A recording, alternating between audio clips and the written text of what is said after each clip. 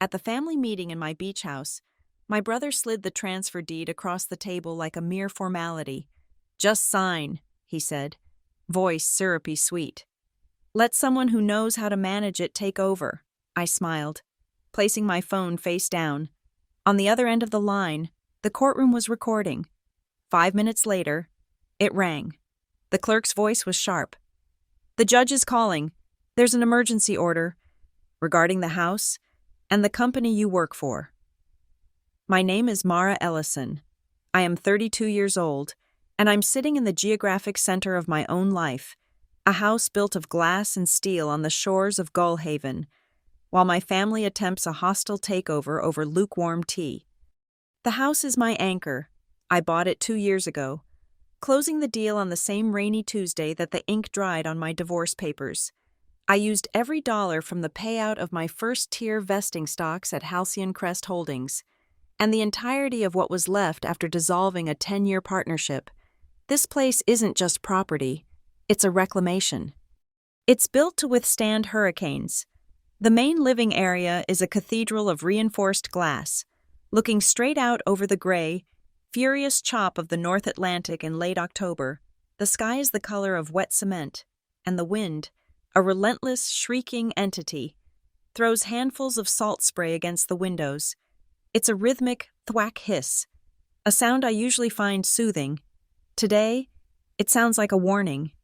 Inside, the house is all clean lines and cold surfaces, polished concrete floors, a minimalist fireplace that runs on blue glass pellets, white sofas that are stylish but unforgiving. The air smells of salt, ozone, and the faint, bitter scent of the chamomile tea my stepmother, Lorraine, just placed on the glass coffee table in front of me. She didn't ask if I wanted any. It's just a simple transfer. Mara. My brother, Camden, leans forward, his voice oozing the patented sincerity he uses on investors and waitresses. He's wearing a cashmere quarter zip in a shade of blue so bright it looks artificial in the gray light of the room. He gestures to a thick accordion file splayed open on my table. It's a vulgar splash of manila against the clean glass. "We're just cleaning things up, for Dad." Lorraine, perched on the edge of the opposite sofa, nods. She is a woman perpetually poised for flight, all sharp angles and quiet tension. Her smile is a thin, brittle crescent, painted on. You're traveling so much for that job in Grayford." "Darling," she murmurs, her voice a soft counterpoint to the wind. "This beautiful house, just sitting empty, it's a waste, a target, even. The upkeep alone must be staggering." I look at the tea. It's the same brand she started buying for my father's house after she moved in, the one that tastes like dried weeds. "Camden and I were talking," she continues, smoothing a non-existent wrinkle from her beige slacks, "and we agree. Your father would rest so much easier knowing this asset was being properly managed." Managed. The word hangs in the air, heavy and metallic. Camden seizes the cue. He would, which is why we're having this family meeting. "Just sign the transfer. Mara, let's keep this in the family, where it belongs." The family. This new, curated entity he and Lorraine have constructed in the 6 months since Dad's diagnosis. I don't respond. Not yet. Instead, I reach into the pocket of my jeans and pull out the keys to the house. The set is heavy. The thick, ornate brass key for the main door. The smaller, utilitarian silver key for the storm cellar deadbolt, and the smooth gray fob for the garage and security system. I place them deliberately, one by one, on the glass table. Clack, clack, clack. The sound is small, but it's sharp enough to cut through Camden's momentum. He stops talking. I let the silence swell, filling the vast room. The only sounds are the wind rattling the storm panes and the rhythmic, pounding crash of the surf against the bulkhead below. In this quiet, I watch them. They mistake my silence for capitulation. They always have. Camden sees my quiet as a vacuum, a space for his own booming voice to fill. Lorraine sees it as feminine weakness, a lack of resolve. They think I'm scared. They think I'm the 20-year-old girl who cried when Dad announced his engagement to Lorraine. They think I'm the younger sister Camden used to bully into doing his chores. They have no idea who I am. Camden, recovering, adopts a tone of magnanimous patience. He isolates a single sheaf of papers from his accordion file and slides it across the table. It stops just short of my keys. This is just the procedure, Mara. It's all been prepared by our lawyer. Our lawyer, not my lawyer. I look at the document. It's a quitclaim deed. My name, Mara L. Ellison, is typed neatly under the grantor line. The grantee is a newly minted entity, Gullhaven Holdings, LLC. To bolster this, he slides a second document over. And see, it's all above board. This one is a durable power of attorney. It's a photocopy, not an original, and the notary stamp in the corner is faint. The signature a blurry, aquatic smudge, but my father's signature is at the bottom. Or a version of it. I know my father's signature better than my own. I've seen it on birthday checks, on my college tuition payments, on the shareholder agreements for his original company. It's a strong, confident, right-slanting script. The signature on this paper is a weak, shaky crawl. The W in Walter is distorted. The E in Ellison trails off into a thin, spidery line. It's the signature of a man losing his grip. Dad gave me full authority, Camden says, his voice dropping into a register of solemn, filial duty. He's performing now. He wants me to consolidate the assets, to protect what he built, for the family's benefit. My gaze lifts from the paper to his face. The room feels airless, the pressure dropping. When? My voice is low, perfectly even. Camden blinks, the performance faltering. What? When did he sign this? I tap the POA with one fingernail. The click is sharp. What's the date on the notary stamp? It's too blurred to read. Lorraine shifts on the sofa, her teacup rattling violently in its saucer. Mara, that's hardly the point. The intent. Was it the day he was admitted to Norcrest General? I ask, my eyes locked on Camden. After the stroke? Or was it last week, after Dr. Benning told us he was experiencing significant lucid interval deficits and couldn't be trusted with financial documents? The silence that follows is absolute. Even the wind seems to hold its breath. Camden's eyes dart to Lorraine, then to the file, then to the window. Anywhere but at me. Lorraine freezes, her painted smile hardening into a rictus. There it is, the fraud, plain and shivering in the cold light of my living room. Camden, cornered, lashes out with his most trusted weapon, misogyny disguised as brotherly concern. He scoffs, forcing a laugh that sounds like a cough. Look, Mara, this is complicated. We're talking about estate planning, tax shelters, asset protection strategies. It's not your world. He gestures around the room, at my house. You're busy with your office job, all those binders and compliance reports. He says compliance like it's a dirty word, a fussy, unimportant detail. You're good at that stuff. That's great. But let the men handle the real finances. Dad trusted me to handle this. It's a burden, frankly, but I'm doing it for this family. The condescension is so profound, so automatic, it's almost impressive. He has no idea that my fussy job as head of compliance at Halcyon Crest involves tracking multi-million-dollar logistics contracts across 3 continents.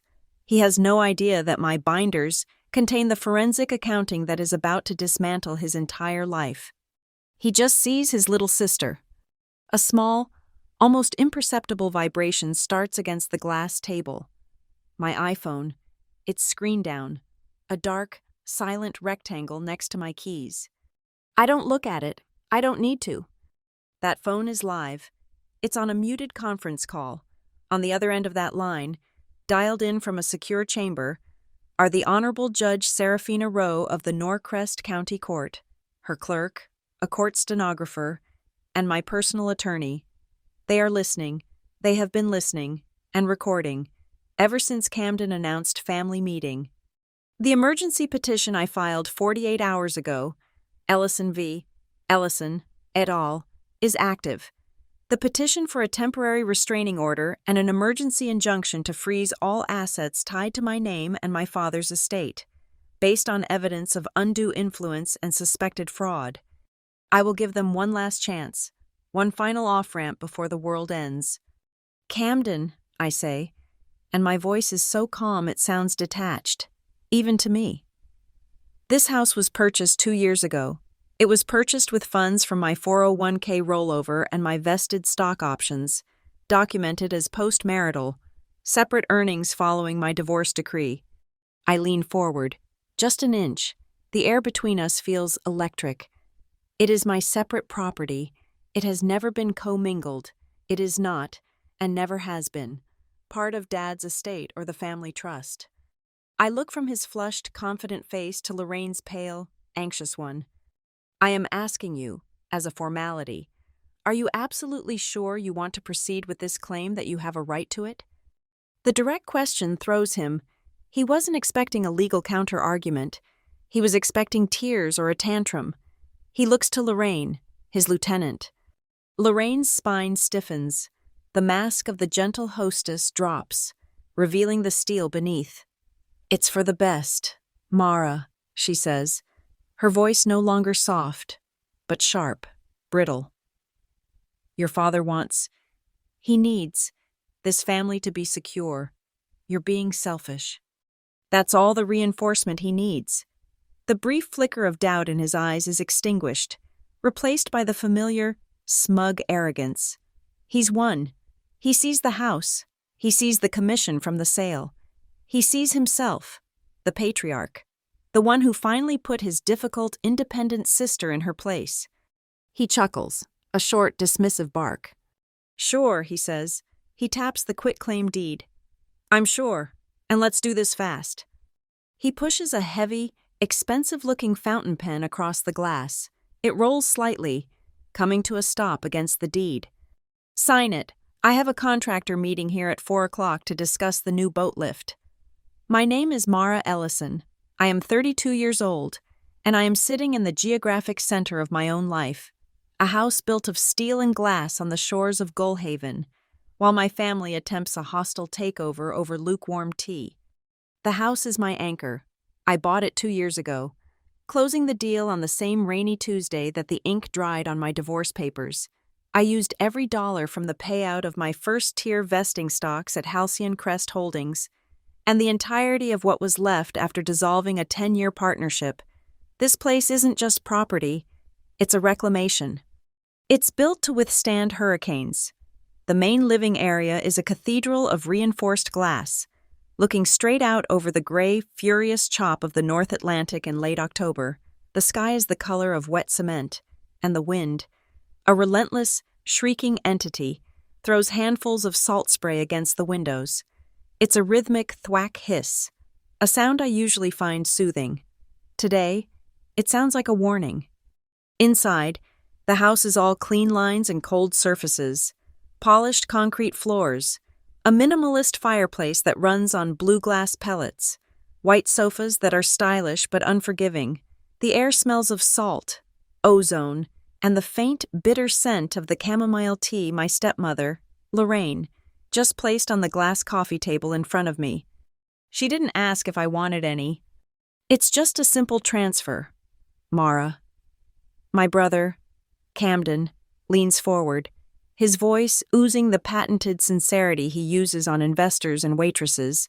He's wearing a cashmere quarter zip in a shade of blue so bright it looks artificial in the gray light of the room. He gestures to a thick accordion file splayed open on my table. It's a vulgar splash of manila against the clean glass. We're just cleaning things up. For Dad.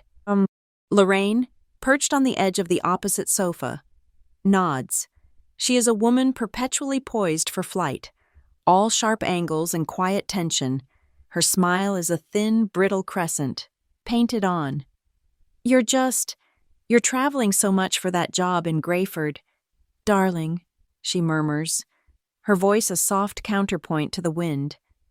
This beautiful house, just sitting empty, it's a waste, a target, even. The upkeep alone must be staggering. I look at the tea. It's the same brand she started buying for my father's house after she moved in, the one that tastes like dried weeds. Camden and I were talking, she continues, smoothing a non-existent wrinkle from her beige slacks. And we agree, your father would rest so much easier knowing this asset was being properly managed. Managed. The word hangs in the air, heavy and metallic. Camden seizes the cue. He would, which is why we're having this family meeting. Just sign the transfer. Mara, let's keep this in the family, where it belongs. The family. This new, curated entity he and Lorraine have constructed in the 6 months since Dad's diagnosis. I don't respond. Not yet. Instead, I reach into the pocket of my jeans and pull out the keys to the house. The set is heavy. The thick, ornate brass key for the main door. The smaller, utilitarian silver key for the storm cellar deadbolt, and the smooth gray fob for the garage and security system. I place them deliberately, one by one, on the glass table. Clack, clack, clack. The sound is small, but it's sharp enough to cut through Camden's momentum. He stops talking. I let the silence swell, filling the vast room. The only sounds are the wind rattling the storm panes and the rhythmic, pounding crash of the surf against the bulkhead below. In this quiet, I watch them. They mistake my silence for capitulation. They always have. Camden sees my quiet as a vacuum, a space for his own booming voice to fill.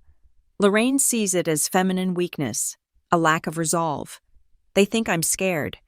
They think I'm the 20-year-old girl who cried when Dad announced his engagement to Lorraine. They think I'm the younger sister Camden used to bully into doing his chores. They have no idea who I am. Camden, recovering, adopts a tone of magnanimous patience. He isolates a single sheaf of papers from his accordion file and slides it across the table. It stops just short of my keys. This is just the procedure. Mara, it's all been prepared by our lawyer. Our lawyer, not my lawyer. I look at the document. It's a quitclaim deed. My name, Mara L. Ellison, is typed neatly under the grantor line. The grantee is a newly minted entity, Gullhaven Holdings, LLC.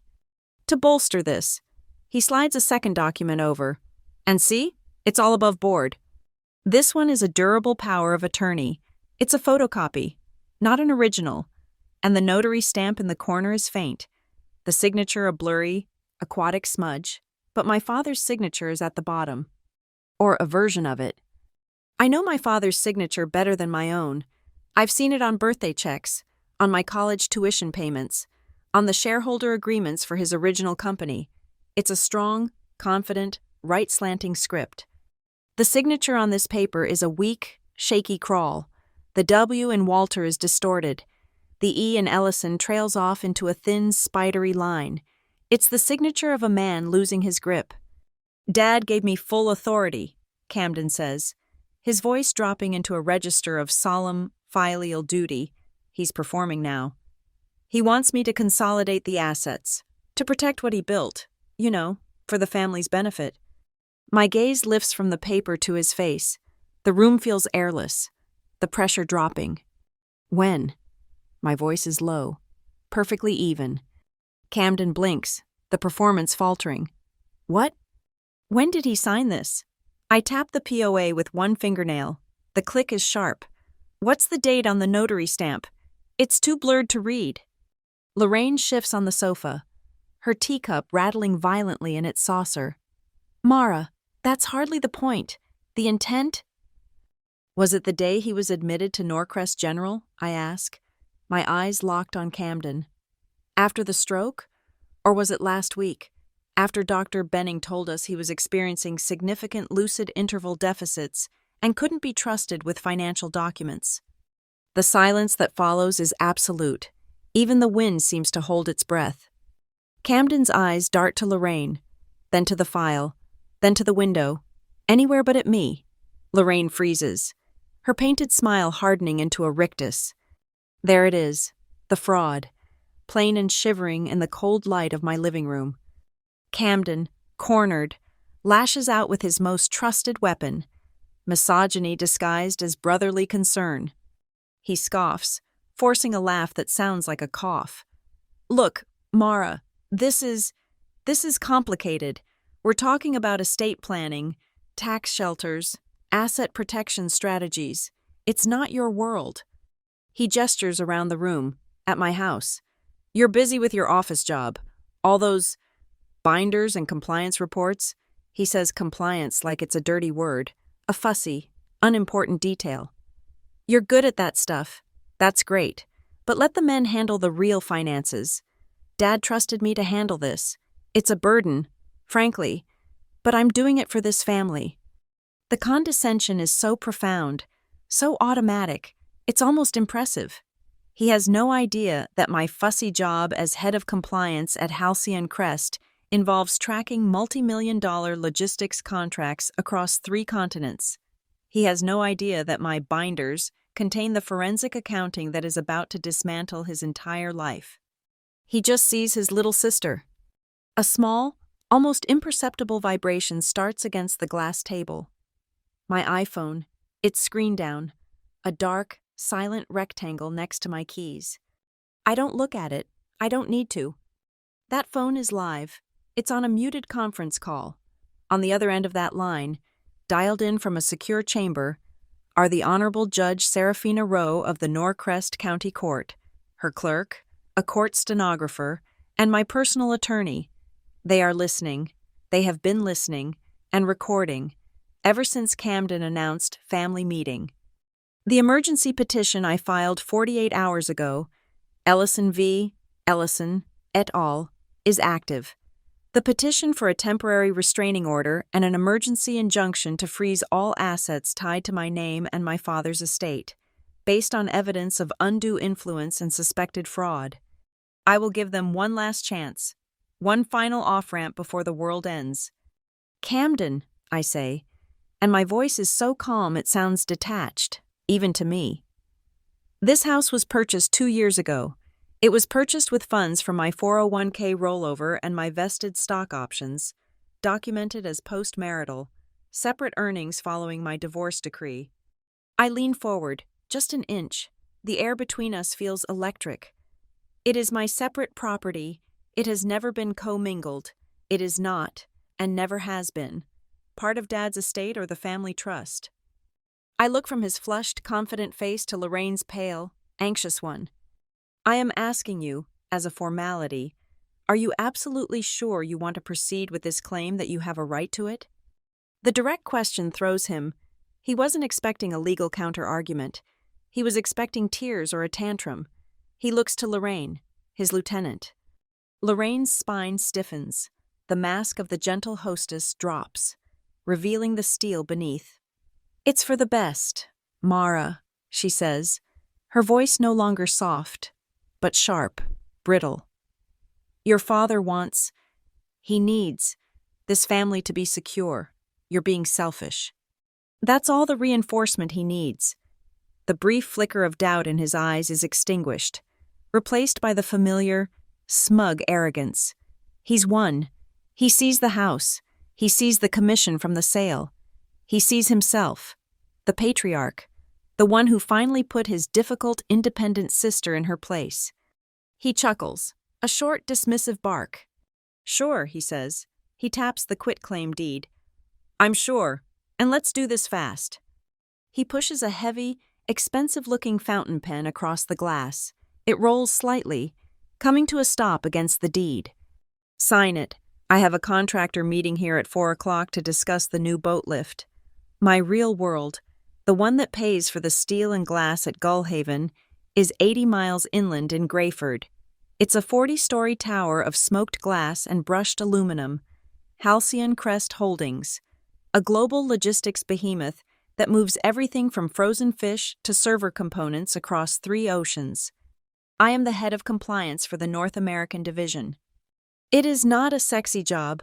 I don't make deals. I don't wine and dine clients. I am the person who reads the fine print on contracts that are thicker than phone books. I am the one who enforces FCPA, Foreign Corrupt Practices Act, regulations, monitors anti-money laundering protocols, and vets every high-value vendor who wants a piece of our multi-billion-dollar procurement pie. I am the corporate immune system, the person who looks for the digital equivalent of a virus, a signature that doesn't match, a number that doesn't add up. I am, as Camden so dismissively put it, very good at my office job.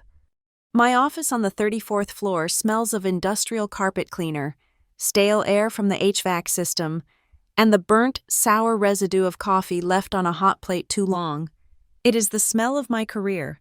It is the antithesis of the salt and wind of Gullhaven, and for the last 6 months, it has been the smell of war. It started 6 months ago. I was supposed to be promoted to Vice President of Risk. I had the metrics. I had the highest performance reviews in the department for 3 consecutive quarters. I had just saved the company an estimated $80 million by catching a fraudulent customs invoicing scheme out of our Rotterdam hub. The job was mine. The job went to Kevin Finch, a man who thought due diligence was the name of a racehorse. Reed Hollis, my direct superior and the executive VP of operations, delivered the news in his sterile corner office. Reed is all sharp suits, aggressive Patek Philippe watches, and a voice that never raises but always manages to sound like a threat. Mara, your metrics are, frankly, terrifyingly good, Reed had said, leaning back in his chair, steepling his fingers. He didn't make eye contact. He looked at a point just over my left shoulder. But leadership isn't just about the numbers. It's about political savvy, knowing which hands to shake, which backs to scratch. You're transactional. People find you intimidating. Intimidating. The corporate euphemism for a woman who does not soften her competence with apologies. Kevin, he continued, he builds consensus. He's a team player. Kevin can't tell the difference between a bill of lading and a balance sheet, I said. My voice was flat. Reed's smile was thin, reptilian. That's what he has you for. Keep up the good work. Mara, your time will come. It didn't just feel like a snub. It smelled like a cover-up. Reed wanted someone pliable in the VP slot. He didn't want me. He didn't want a bloodhound. So I started digging. My job is to look for anomalies, for patterns that break. If Reed was protecting something, he would have to hide it in the procurement logs. It's the only place the money flows fast enough to conceal a significant bleed. 3 months ago, I found one. A new vendor. Bayview Marine Services. The system flagged them for urgent payment authorization on a new port maintenance contract. The contract was massive. A 3-year, 8-figure deal for emergency bulkhead servicing and container crane maintenance at our Norfolk hub. Reed himself had greenlit the initial purchase order, bypassing the standard 3-bid tender process, citing immediate operational necessity. The urgency was the first red flag. The single-source justification was the second. I ran the standard KYC, Know Your Customer diligence. Bayview Marine Services was an LLC, registered just 4 months prior. It had no operational history, no parent company, no credit line. Its listed capital contribution was $10,000. Standard shell behavior. Then I looked at the registered address. 14B Station Plaza, Suite 204, Grayford, CT. My blood went cold. It was a physical, sickening lurch. I didn't need to look up the address. I've seen it before, scribbled in Camden's messy handwriting on the back of birthday cards. I pulled up my old personal finance files, back when I was still naive enough to try and help him budget. A decade-old bank statement for a joint savings account I'd briefly shared with him, an account I closed after he borrowed $3,000 for a can't-miss crypto tip. The mailing address he used, 14B Station Plaza, Suite 204. It wasn't a suite. It was a UPS store P.O. box, his old college P.O. box, the one he'd kept active for years for his various side hustles that never seemed to pan out. My brother was Bayview Marine Services.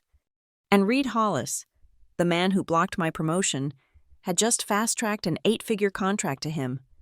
I put a compliance hold on the payment wire, locking the transaction. The system automatically flags this to the originator. Reed was at my desk within 10 minutes, his face a mask of casual annoyance.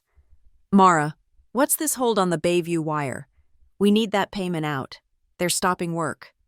I kept my eyes on my monitor. I'm waiting on their finalized incorporation papers, their UBO declaration, and their proof of insurance. The file is incomplete. It's an emergency vendor. Mara, we can't get tied up in red tape. This isn't red tape. Read. It's federal law. We're talking about a multi-million-dollar wire to a vendor who didn't exist 3 months ago. You bypassed tender. I have to flag it. This is that political skills thing I was talking about, he said, his voice dropping. This is me, as your boss, telling you to push it through. It's an operational necessity. Then get me the paperwork, I said. The hold stays until I have the documentation. He left, his jaw tight. He didn't slam the door. Reed doesn't slam doors. He just lets the pressurized hinge sigh shut. The system is my territory. I backed up the vendor logs, Reed's approval timestamp, and the contract metadata to a secure, off-network drive. I archived the email chain. That night, at 11:08 p.m., I got an alert on my personal phone. Your Halcyon Crest password has been successfully reset. I wasn't at my computer. Someone with admin privileges, someone like Reed, or someone he'd ordered, had force reset my account. I was locked out. I took a screenshot of the alert. I used my personal laptop to log my network access attempt and the subsequent failure. I documented the exact time. They were trying to get into my account, either to push the payment through themselves and frame me for it, or to delete my research. The next morning, before I could even get to the office, I had a priority summons from HR. An anonymous complaint had been filed. Mara Ellison is abusing her authority as compliance head to delay critical payments, targeting specific vendors based on personal bias, creating operational gridlock, and costing the company millions. It was so clumsy, so stupid. They had overplayed their hand. By locking me out and filing the HR complaint simultaneously, they had created a documented, time-stamped correlation between my investigation and their retaliation. This wasn't just corporate graft. This was Camden, my charming, useless brother, and Reed Hollis, the corporate predator. How did they know each other? The gap was Lorraine, with her quiet lunches at the Grayford Country Club, where Reed Hollis sat on the membership board. Lorraine, who desperately wanted the status of my father's money without the inconvenience of his principles. They weren't just trying to steal from Halcyon Crest. They were trying to build a pipeline. Camden would be the shell company. Reed would approve the payments, and Lorraine would provide the social cover. And I, the transactional, the unpolitical compliance officer, was sitting squarely on the shut-off valve. They needed me gone, at work. They tried to frame me. When that didn't work, they escalated. They decided to break me personally. This family meeting wasn't a separate event. It was the second front of their war. They thought that by taking my house, by hitting me at home using a forged POA, I would be too distracted, too broken, too emotionally compromised to fight back at the office. They assumed the two fronts were separate. They didn't realize that in my world, compliance is everything. The data doesn't lie. The house, the company, the PAMO box, the forged POA. It wasn't two separate conspiracies. It was one, a single, interconnected line item of fraud, and I had the ledger for all of it. My father, Walter Ellison, was a widower for 10 years before Lorraine. Those 10 years, after my mother died, were quiet, but they were our own. The house was a little cluttered. We ate takeout on the good china. We argued about grades and curfews, and the arguments were loud and real, and they ended. Then Lorraine arrived. She didn't enter our lives. She curated them. She was a widow from a neighboring town, possessed of impeccable taste, a whisper-thin voice, and a spine made of high-tensile steel. Within 6 months, our comfortable, slightly worn family home was transformed. The dark wood was painted over in shades of beige and grayga. The comfortable, mismatched furniture was replaced by showroom sets that photographed well, but were agony to sit on. And the silence changed. It was no longer the comfortable quiet of a shared existence. It was the tense, airless silence of a museum. Dinners became formal. Hushed affairs where the clinking of silverware on Lorraine's new, bone-white plates was the loudest sound. Grief, emotion, dissent. These were messy. They were put away, like my mother's photographs, which were respectfully archived in a leather-bound box in the attic. Lorraine didn't just redecorate, she optimized. She managed my father's social calendar, his diet, and increasingly, his opinions. A man who had built a formidable regional logistics company from a single flatbed truck, seemed tired. He seemed grateful to hand over the soft details of his life to her. He didn't see that she was auditing his entire existence. And then there was Camden. Camden, my older brother, is a man who has built a lifelong career out of imminent success. He doesn't have jobs. He has ventures. He doesn't have failures. He has market downturns or unreliable partners. He invested in a high-end sneaker importing business that turned out to be just him buying counterfeit Nikes from Alibaba. He launched a boutique consulting firm for which he was the sole principal and only client. He optioned a screenplay, which meant he'd paid a service $500 to copyright a treatment he'd written over a long weekend. Each of these ventures was funded by the same source, the Bank of Dad. Camden didn't see it as a handout. He saw it as seed capital. He spoke in the fluent, confident buzzwords of a man who has read every startup guru's blog, but has never balanced a checkbook. My father, blinded by a love I could never fully resent him for, co-signed the loans. He bailed out the maxed-out American Express cards. He funded the bridge loan to cover the unforeseen overhead of Camden's last failed restaurant. In my father's eyes, Camden was the dreamer, the risk-taker, the one who inherited his entrepreneurial spirit.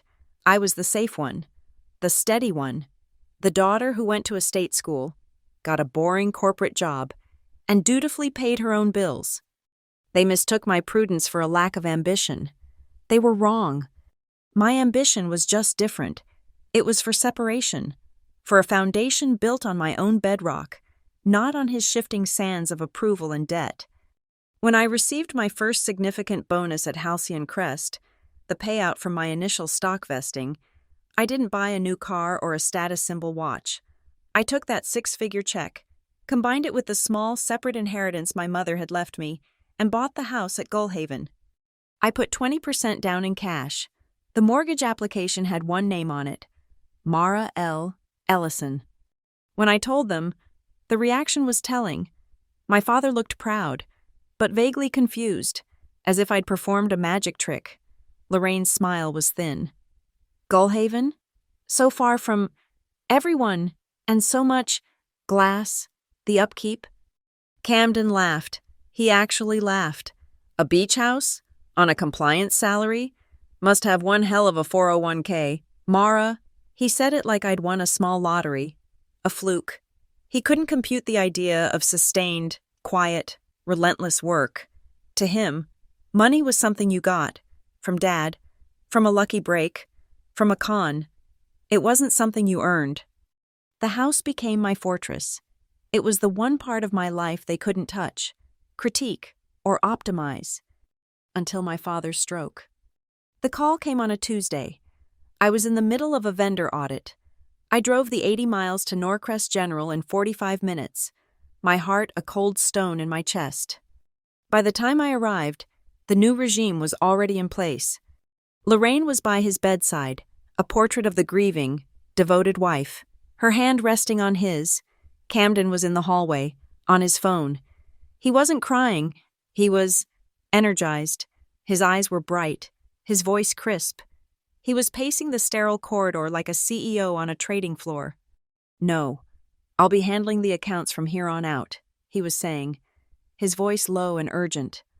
"All vendor payments get routed through me. Yes, all of them. We're locking it down." He saw me, nodded curtly, and put a hand over the receiver. "Mara, good. You're here. I need Dad's checkbook from the den safe. The combination is his birthday. I'm having the hospital pharmacist call in Lorraine's prescriptions, and we need to pay the private nurse."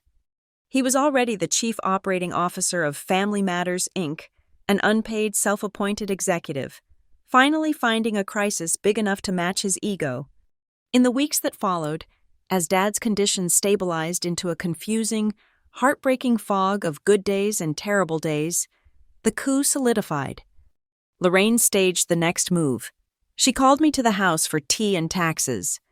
She sat in the perfect, silent living room, a folder of neatly printed spreadsheets on her lap. Camden was there, standing by the fireplace, arms crossed, adopting what he thought was a pensive, managerial pose. "Mara, darling," Lorraine began, passing me a cup of the same acrid chamomile tea. "With your father's condition, we need to be practical. Protecting his legacy is our top priority." "Of course," I said. Camden and I were meeting with the estate planner. Their estate planner, I noted, not Dad's longtime lawyer.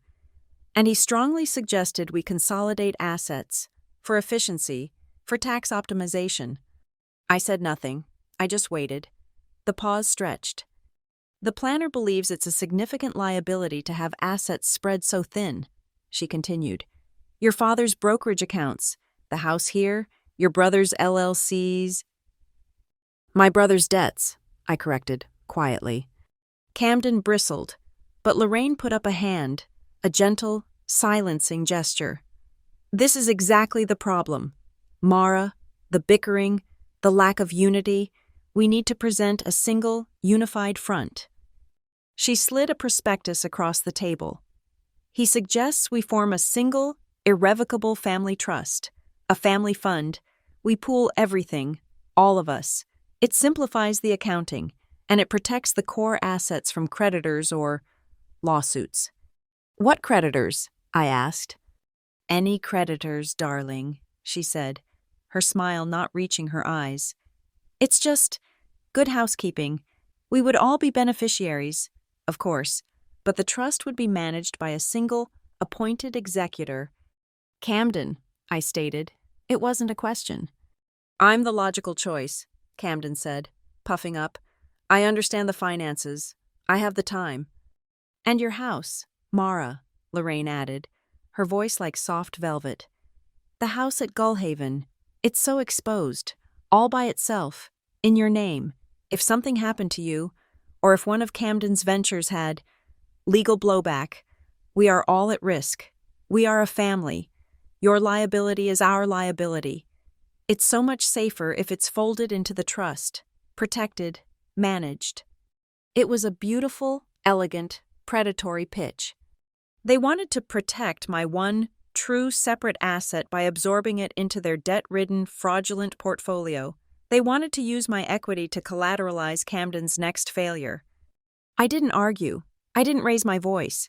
I didn't point out that my house was insulated from their creditors precisely because it was only in my name. I just nodded, as if considering it. "A family fund, I see. That's a significant structural change. I'd need to review the proposed articles of incorporation and the asset schedule. Could you have the attorney send me the drafts?" Camden's face fell. He wanted a fight, or a signature. He didn't know what to do with a request for due diligence. "Of course," Lorraine said, her smile tightening by a millimeter. "But Mara, this isn't a corporate merger. We are a family. We need to trust each other, not hide behind lawyers." That was the phrase, the one they always used. "We are a family." When Camden needed me to co-sign his first car loan, "Come on, Mara, we're family." When Lorraine wanted me to give up my Christmas holidays to watch Dad so she could go to Aspen, it's what families do for each other. When Camden was arrested for a DUI in college and needed me to drive 3 hours at 2 a.m. to post his bail, who else am I going to call? We're family. Every time they said it, it was a transaction. It was the price tag they attached to a demand.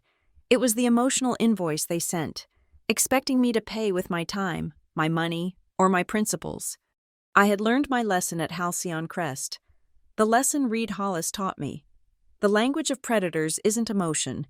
It's leverage. The people who talk the most about trust are the ones who demand it without earning it. They don't speak love, or loyalty, or family. Their native language is money, the flow of it, the acquisition of it, the redirection of it. That day, In that cold, perfect living room, I stopped seeing them as my broken, greedy family. I started seeing them as they were, a pair of non-compliant actors, a shell company, Camden, and an unregistered principal, Lorraine, attempting to fraudulently acquire a protected asset, my house, using undue influence, my father, and coercion, the family meeting. I knew how to handle this. I didn't cry on the drive back to Gullhaven. I didn't scream into the wind. I went to my office, opened my laptop, and created a new encrypted folder on my private drive. I named it Ellison C&L Due Diligence. I logged Lorraine's proposal, dated and time-stamped. I scanned the blurry POA Camden had flashed at the hospital. I pulled my mortgage documents and the deed to my house. I started a new spreadsheet. I stopped thinking about a family inheritance. I started thinking about a chain of evidence. I stopped planning arguments over dinner. I started checking the Norcrest County court calendar. The anonymous HR complaint and my forced password reset were meant to be a kill shot. Reed and Camden expected me to panic, to get defensive, to make a mistake. They saw it as an act of decapitation. They didn't realize they had just given me the two things a compliance officer needs most: a documented paper trail of retaliation and a quiet weekend to work.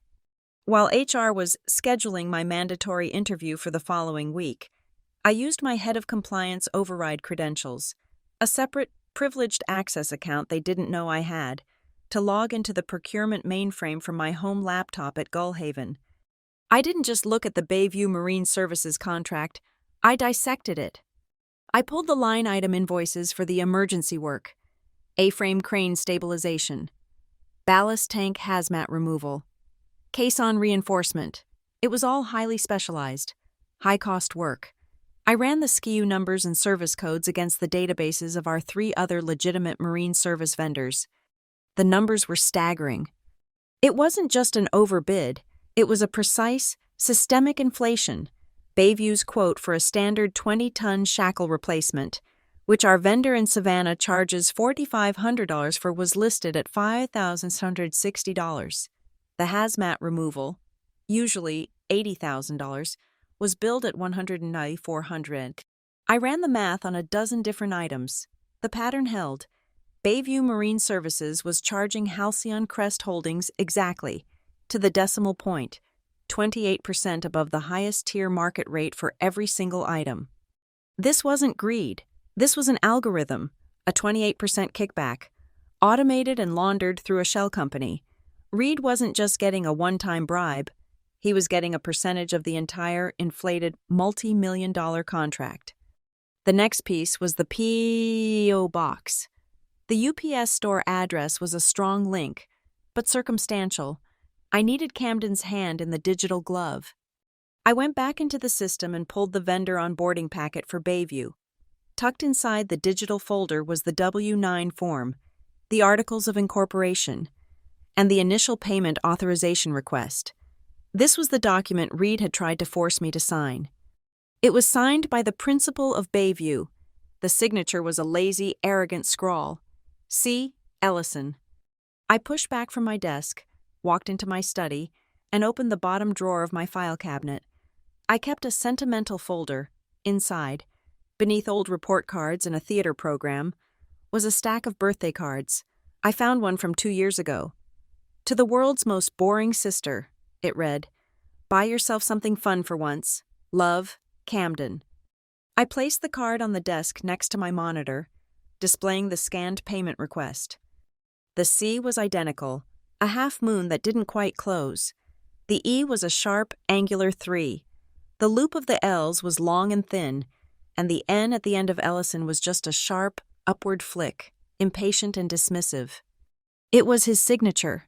He was so arrogant, so certain of Reed's protection, that he hadn't even bothered to use an alias or disguise his handwriting. He had signed a fraudulent, multi-million-dollar corporate contract with the same lazy flick of the pen he used to ask Dad for money. I scanned the birthday card. I saved the file as Exhibit B, signature match. The final piece clicked into place on Monday morning. The atmosphere in the office was thick with manufactured courtesy. People were avoiding my eyes. My team was nervous. Reed Hollis had not yet arrived. Then, at 9:15 a.m., an email landed in my inbox. It was from Reed. He had looped in Alistair Finch, our general counsel, and the head of human resources. Subject: Official complaint. M. Ellison, compliance. The email was a masterpiece of corporate gaslighting. Alistair, it began. Further to our conversation, I am formally documenting my concerns regarding Mara's recent unprofessional behavior. She has created an obstructionist environment, bypassing standard channels and, as HR is aware, has generated complaints regarding her personal vendettas. She has frozen a mission-critical payment to a key vendor, Bayview Marine, over a minor paperwork quibble, costing us operational time and risking penalties. It was a preemptive strike, an attempt to paint me as the unstable employee before my HR meeting. But Reed, in his haste to build his narrative, had made a fatal, sloppy mistake. To provide context for Alistair, he had forwarded the entire existing email chain related to Bayview. I scrolled down, past his formal complaint, past the HR warning, past my initial compliance hold notification. And there it was. A thread from 4 months ago, before Bayview was a vendor. It was an email from Reed's personal account, not his corporate one, sent to a generic Gmail address, Bayview, services@gmail.com. The subject line was LLC fee structure. Reed wrote, C. We must handle all service payments through the LLC for proper sheltering. This needs to be clean. I can't approve direct transfers. The contract must be the vehicle. And who was CC'd on this incriminating private email? Ellison@gmail.com. Lorraine. A reply, from Lorraine's account, sent 2 hours later. Reed, thank you for clarifying. We appreciate your discretion. Camden understands the structure. We just need the initial capital transfer approved by EOM to secure the equipment. My breath caught. It was all there. The conspiracy, the collusion. Lorraine, the polite stepmother, was the facilitator. The bridge between Reed's corporate power and Camden's shell company. They were discussing the architecture of their fraud, and Reed had just forwarded it to me and the general counsel. He had just handed me the smoking gun, the entire loaded, fingerprint-covered gun. I didn't reply. I didn't move. I saved the email as a PDF, Exhibit C, the email chain. I immediately forwarded the PDF package, the 28% overbid analysis, the signature match, and the email chain to the private, external email addresses of the 3 independent members of the Halcyon Crest Board of Directors, the ones who comprise the audit committee. My subject line, whistleblower notification, urgent. Simultaneously, I sent a separate, formal notice to Alistair Finch, the general counsel. Subject, official notice, litigation hold and data preservation. The email was 2 sentences. Pursuant to 18 U.S. Code 1519, you are hereby notified to preserve all data, documents, emails, and server logs related to Reed Hollis, Bayview Marine Services, and the attached HR complaint. A formal whistleblower action has been initiated. Alistair was at my desk in 90 seconds. He didn't run. Alistair hasn't run since the Clinton administration. He just materialized. He's a tall, thin man who wears suspenders and smells like old books in quiet panic. He shut my office door. Mara, what in God's name have you done? I've done my job, Alistair. This is a bomb. He was pale. This goes to the SEC. This triggers a shareholder lawsuit. Reed Hollis is an executive VP. Reed Hollis is a co-conspirator in a federal wire fraud scheme, I said, my voice perfectly flat. We handle this internally, he hissed. You bring this to me, not the board. We conduct a privileged, internal investigation. We quietly separate Reed. We claw back the funds. We protect the company. You don't light the house on fire. Alistair, I said, looking at him, they didn't just light the house on fire. They're trying to steal it. What are you? That's a metaphor. No. I opened my desk drawer and pulled out the blurry copy of the power of attorney Camden had flashed at the hospital. This is a forged POA they're using to seize my father's assets. And this, I said, pulling up the draft quitclaim deed for my Gullhaven house that Lorraine had emailed me after her tax optimization meeting, is their attempt to seize mine. Alistair looked at the documents, then at me. The color drained from his face. He finally understood. They're connected, I said. The fraud at Halcyon isn't just about money, it's the source of money for their fraud at home, and they are trying to silence me, the whistleblower, by seizing my personal property. My God, he whispered. This is a RICO case. Which is why, I said, we aren't handling this internally. I had already made my move. I didn't file a whistleblower complaint with the SEC. That would take years. I didn't file a corporate lawsuit. That would get bogged down in discovery. I called a probate lawyer, a wolf. We filed an ex parte emergency petition in Norcrest County Court, not business court, probate court, the court that handles wills, estates, and the protection of vulnerable adults. Our petition was for an immediate temporary restraining order and an asset injunction. I wrote the affidavit myself. I attached every exhibit, the forged POA, the signature match, the 28% overbid, and Reed and Lorraine's email chain. I stated, under penalty of perjury, that my brother and stepmother were committing elder fraud against my father, and that they were actively conspiring with an executive at my company to embezzle funds. I stated that their simultaneous attempt to seize my home was an act of witness intimidation and a conspiracy to dissipate assets that were, in effect, the proceeds of a crime. The file landed on the desk of Judge Serafina Rowe. Judge Rowe is famous for two things: her encyclopedic knowledge of trust law and her absolute lack of patience for con artists who prey on the elderly. Her clerk called my lawyer back in 3 hours. Judge Rowe has reviewed the petition, the clerk said.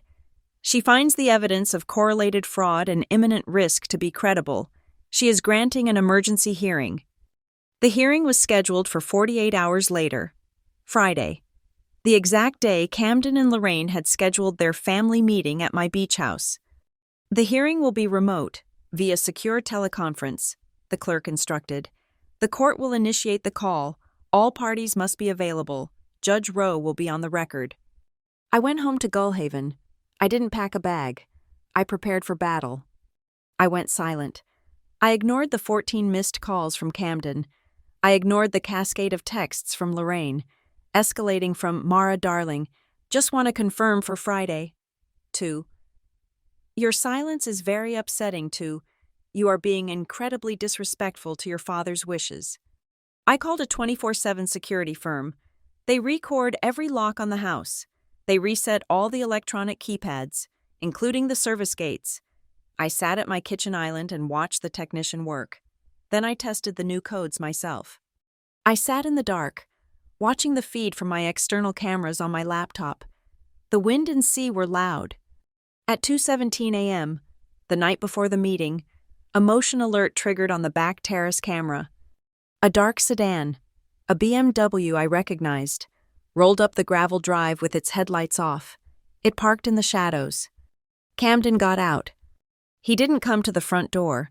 He crept along the side of the house, pulling his jacket collar up.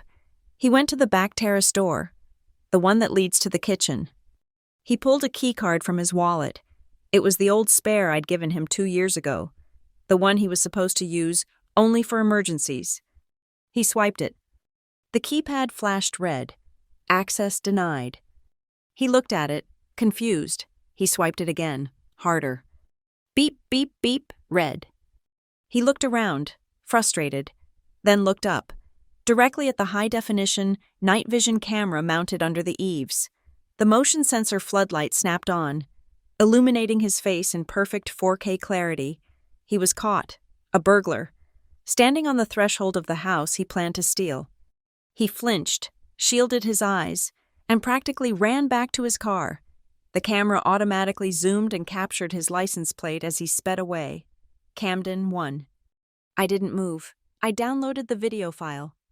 I drafted a short, supplemental affidavit titled, Addendum to Emergency Petition, Midnight Attempted Forcible Entry.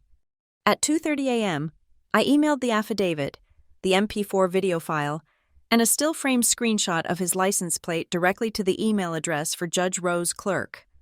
The trap was now set. All the numbers had been added up. All I had to do was wait for my family meeting to begin. Camden's voice, the one he uses to close a deal, sinks to a confidential murmur. Sign it. I have a contractor meeting here at 4 o'clock to discuss the new boat lift. He separates the final page from his accordion file. The quitclaim deed. He pushes it across the glass. It's not a photocopy. It's a thick, heavy stock original, printed from a laser printer that was running low on toner, leaving faint, gray streaks across the paper. My name, Mara L. Ellison, is already there. A black void waiting to be filled. Grantor. The paper slides, whispering over the glass, propelled by the force of his certainty. It stops, perfectly centered, bumping against the small, heavy brass key for my front door, a transaction, physically blocked by an asset. Camden nudges the paper again, impatient, pushing my key aside. We need to move, Mara, he says. The wind howls. A sudden, violent gust that makes the massive pane of glass in front of us visibly bow and shudder. Absolutely, Lorraine chimes in. She hasn't moved from the edge of her seat. She taps the screen of her iPad, and the device chirps to life. The screen is bright, obnoxiously white against the room's gray light. She angles it toward me. It's not a document, it's a mood board. I've already sourced the new cabinetry for the kitchen, she says, her voice bright and brittle. And the limestone for the patio. We have to get the orders in before the end of the quarter, or the price just skyrockets. She's showing me pictures of my kitchen, gutted, replaced, her finger, with its perfect, pale pink manicure, swipes, a new floor plan, my study, the one I built out with custom bookshelves, is labeled Camden's office. The master bedroom is primary suite, Ellen W., Lorraine and Walter. It's an erasure, a scheduled demolition of my entire identity in this house. The renovation schedule is tight, she continues, tapping a calendar app. They start demo on Monday. Who starts demo? I ask. My voice sounds distant. The contractor, Camden says, as if I'm an idiot. He's busy arranging the documents into a neat, sign here pile. I've been managing it. This place is a mess. Mara, the roof is a lawsuit waiting to happen. He says this about a house with a brand new, architectural shingle roof I had installed and inspected 8 months ago. I had to advance the deposit from the family fund just to get on their schedule, he says, his tone shifting to one of noble sacrifice. They're the best on the coast, and they're booked solid. It was a $50,000 deposit. By the way, you'll need to reimburse the trust for that, once the house is transferred. A trap? A financial landmine. He's trying to create a debt, a pre-existing financial obligation from me to him, to retroactively justify his claim. The room is silent, save for the thwack hiss of the spray against the glass.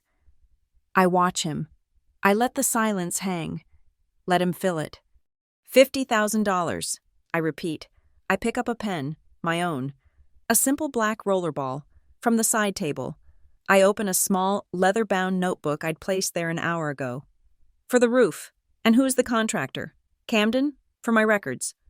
He almost rolls his eyes at my pathetic, bureaucratic fussiness. Bayview, he says, turning back to the deed. Bayview Marine Services. They're branching out into residential, top-tier work. Click. The sound of my pen extending is the only sound I make. I write the name in my notebook. Bayview. It's a confession, a signed confession, linking his corporate fraud directly to this domestic one. The 28% kickback from Halcyon isn't just funding his lifestyle. It's funding the takeover of my house. He's using money stolen from my company to pay the deposit on a renovation I never authorized, for a house he's trying to steal, and then demanding I reimburse him for the fraudulent charge. The sheer, circular, breathtaking arrogance of it. Good, I say quietly. Good to know. My calm seems to agitate him more than an argument would have. He's a man who needs a fight. My compliance is confusing. Stop stalling, Mara, he snaps. This isn't an audit. This is a family matter. We're doing this now. He stands, walks to the glass door, and raps on it. A man I hadn't seen, a man who had been sitting in a black sedan parked near the garage, gets out. He's holding a briefcase and a small, embossed stamp. I brought a notary, Camden says, his voice flush with triumph. He slides the door open just a crack. The wind screams into the room, cold and wet, smelling of dead fish and salt. The pages on the table lift and flutter. He's right here. We're going to sign, stamp, and file this today. It's done. The man, thin and damp, steps onto the terrace, his coat flapping. He looks miserable. Camden, I say, my voice firm. Close the door. He's startled. He does. The room sighs, settling back into its pressurized quiet. What? He says. You want me to sign a legal document? I say, gesturing to the quitclaim deed. I'm not signing anything until I'm allowed to read it. That's not how this works. Jesus, Mara, he groans, running a hand through his perfect hair. It's a quitclaim. It's boilerplate. You're giving up your claim to the house. That's it. Simple. I pick up the document. The paper feels cold. My eyes scan the dense, black text. I know what I'm looking for. I find it in paragraph 4. What's this? I ask. This clause here. The grantor, Mara L. Ellison, hereby waives any and all rights to contest, appeal, or litigate this transfer in any court, for any reason, in perpetuity. What is that? I'm playing for time. I'm playing for the record. I am handing the listening courtroom the exact evidence of coercion under duress. Camden throws his hands up in exasperation. He looks at Lorraine. See? This is what I'm talking about. This is why I have to handle things. She gets bogged down in the words. He turns back to me, his face a mask of practiced, exhausted patience. He leans in close, his voice dropping again, as if he's giving me a precious gift of his confidence. Mara, it doesn't matter what it says. It's just lawyer talk. We're family. You just have to trust me. I'm protecting you. I'm protecting us. This is what Dad wants. He pushes his own pen, the heavy, expensive fountain pen, across the glass. It slides, dark and shiny, and stops, its gold nib pointed directly at the signature line where my name should be. Sign it. Just sign it. I look at the pen. I look at his flushed, expectant face. I look at Lorraine, who is watching me with the predatory stillness of a heron. This is it, the moment of maximum pressure, the act of overt, willful, recorded coercion. I place my right hand on the table, near the deed. With my left, I reach for my phone. It's still screened down, a black slate. You're right, Camden, I say. This is a transaction. It's important. I should probably get this. I turn the phone over. As I do, as my fingers brush the glass, the phone vibrates, a hard buzzing burst against the table. The vibration is so strong it makes the phone rattle on the glass. It's an incoming call. The screen lights up. Unknown caller. It's the clerk. It's the hearing. Right on schedule. Camden startles at the sound. Lorraine flinches. They were so close. The interruption enrages them.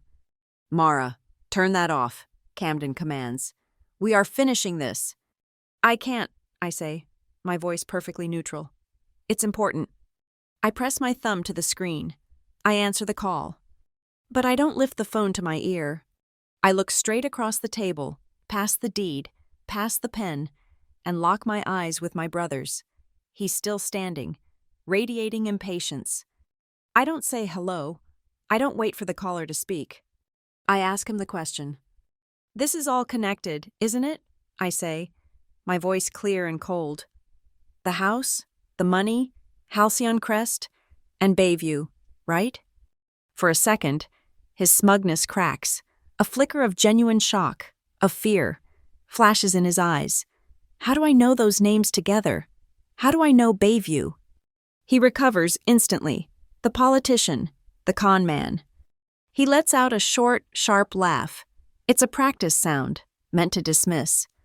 I have no idea what you're babbling about. He smirks, gesturing to the phone. That's company business. It has no place here. This is family. He taps the deed. Sign the paper, Mara. No, I say. My voice is quiet, but it lands in the pressurized room with the force of a slammed door. Camden's smirk falters. What did you say? No. I look at the glowing screen in my hand. Unknown caller. I look at Camden, his face a mask of arrogant confusion. I look at Lorraine, poised on the edge of the sofa, a spectator at her own coronation. I look at the pen. I look at the deed. I tap the green accept icon. Then, deliberately, I tap the small gray speaker icon. It's probably best, I say, my voice perfectly level. If everyone is on this line, it's a public record. After all, I place the phone back on the glass table. Screen up, the black rectangle, my silent, vibrating ally, becomes a portal. A voice, not mine, not Camden's, fills the room. It's a woman's voice, tinny, amplified, and utterly devoid of emotion. It's the sound of a microphone in a formal, wood-paneled room 80 miles away. The sound of institutional procedure. The wind rattling the glass outside seems to pause, to listen. This is the Superior Court of Norcrest County, Probate Division. This line is now open and on the record. We are proceeding with case number 21447, Ellison versus Bayview Marine Services, Reed Hollis, Lorraine Ellison, and Camden Ellison, et al. The etial hangs in the air, a small, sharp, poisoned dart. Lorraine Ellison and Camden Ellison. The names, spoken in that dead, mechanical tone, are an indictment. Camden freezes, his hand, the one pushing the pen, is still outstretched, hovering over the table. He doesn't retract it, he just stops. Lorraine makes a small sound, a tiny, trapped exhale, like a bird hitting one of the glass walls. Her eyes, wide and terrified, fly to Camden, the iPad on her lap, the one displaying the blueprints for my erasure, slips. It hits the polished concrete floor with a dead, plastic thud. The screen, showing a picture of her preferred limestone, cracks. What? What is this? Camden whispers. His voice is no longer the booming baritone of the man in charge. It's thin, reedy, confused. Mara, what is this? What joke is this? It's not a joke, Camden, I say. Before he can respond, the clerk's voice is gone, replaced by a new one. This voice needs no amplification, though the speakerphone gives it a terrible, echoing power. It's deep, resonant, and fills every corner of the vast room, cutting straight through the high-pitched shriek of the wind. It is a voice accustomed to absolute, unquestioned authority. It's the voice of a person who has seen every lie, every con, every pathetic, greedy maneuver, and is deeply, profoundly unimpressed. This is Judge Serafina Rowe. The voice booms. Camden physically recoils. He takes a half-step back from the coffee table as if the phone itself is white-hot. A bomb. The court, Judge Rowe continues, her pace deliberate, each word a gavel strike, is now in session for the purpose of ruling on the plaintiff's emergency petition. I have reviewed the petition. I have reviewed the attached 72 exhibits, and I have reviewed the supplemental affidavit and high-definition video evidence filed with my clerk at 2:30 a.m. this morning. Camden's face goes from red to a blotchy, sick white. Video evidence. His eyes lock on mine. He knows. He knows I saw him at the back door. He knows I watched him try to break into the house he was planning to steal. The court, the judge's voice resonates, an unstoppable force, finds that a sufficient burden of proof has been met to demonstrate a sophisticated and correlated conspiracy to commit fraud, both corporate and civil. Civil? Lorraine whispers, her hand fluttering to her throat. The court finds credible evidence, the voice thunders, ignoring her, of irregular and algorithmically inflated fund transfers. The court finds evidence of unauthorized system interference and retaliatory corporate action against the plaintiff, and the court finds a clear, present, and active threat to the plaintiff's personal and financial assets, as demonstrated by the events of this very meeting. Camden is trembling, a low-grade vibration of rage and fear. Plaintiff! Who is the plaintiff? He snarls at the phone. That would be me, I say quietly.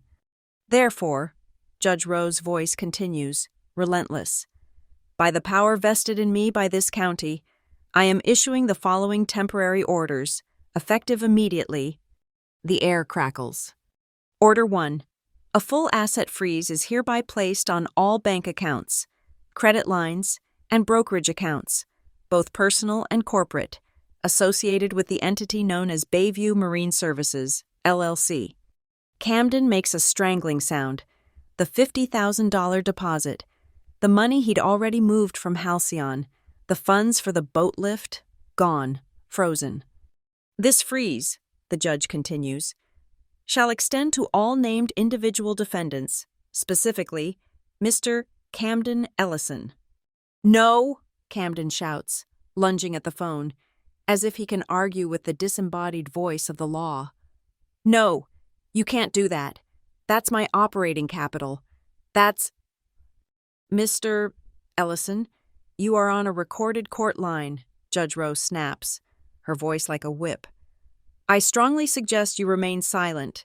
Your outburst is noted for the record.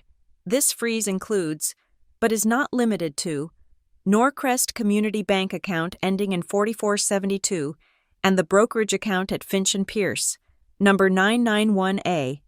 She's reading his account numbers. He looks at me, his eyes wide with a new, raw terror. He's not just angry. He's seen. He finally understands how much I know. He understands that my fussy office job gave me the keys to his entire fraudulent kingdom.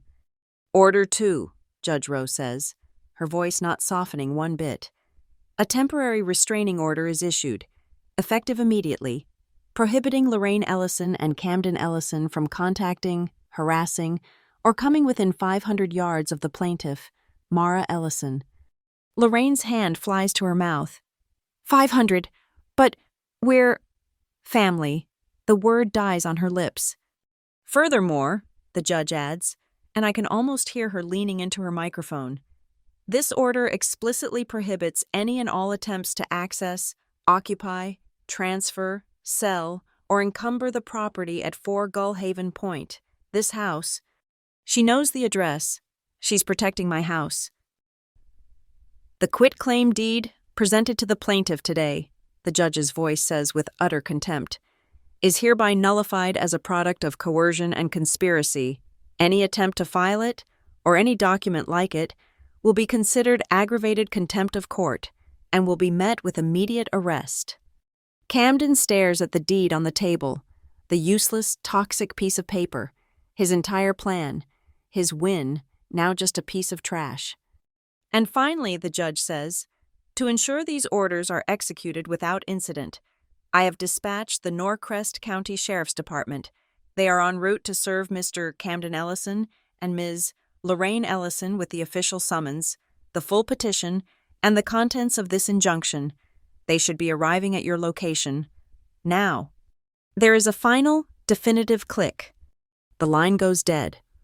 The silence that floods the room is absolute. It's louder than the wind. It's a vacuum, sucking all the air, all the arrogance, all the smug certainty out of the room. Into this vacuum comes a new sound. Shatter, tinkle-tinkle, splash.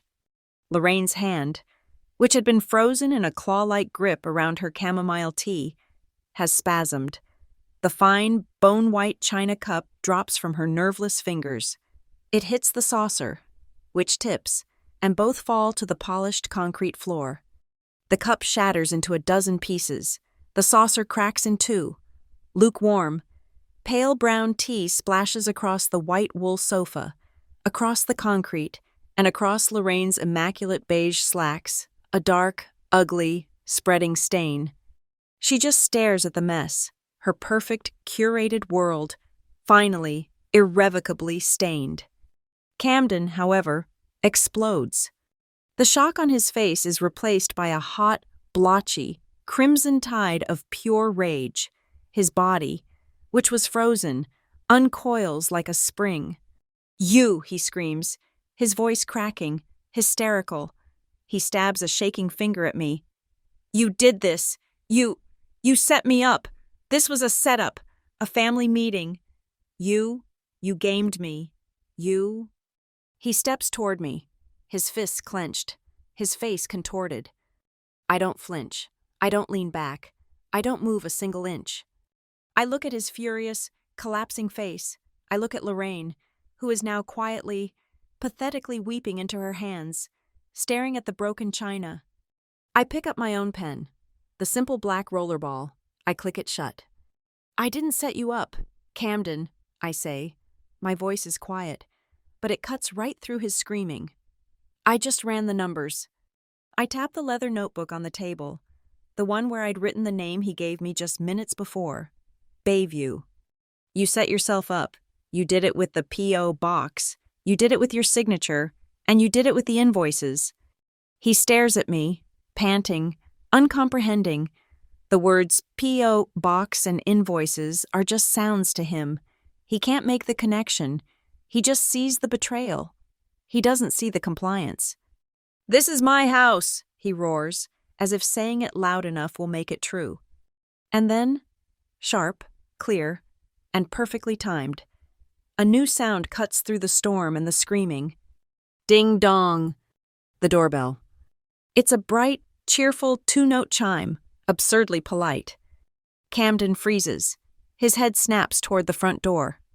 Ding dong. "They're here," I say.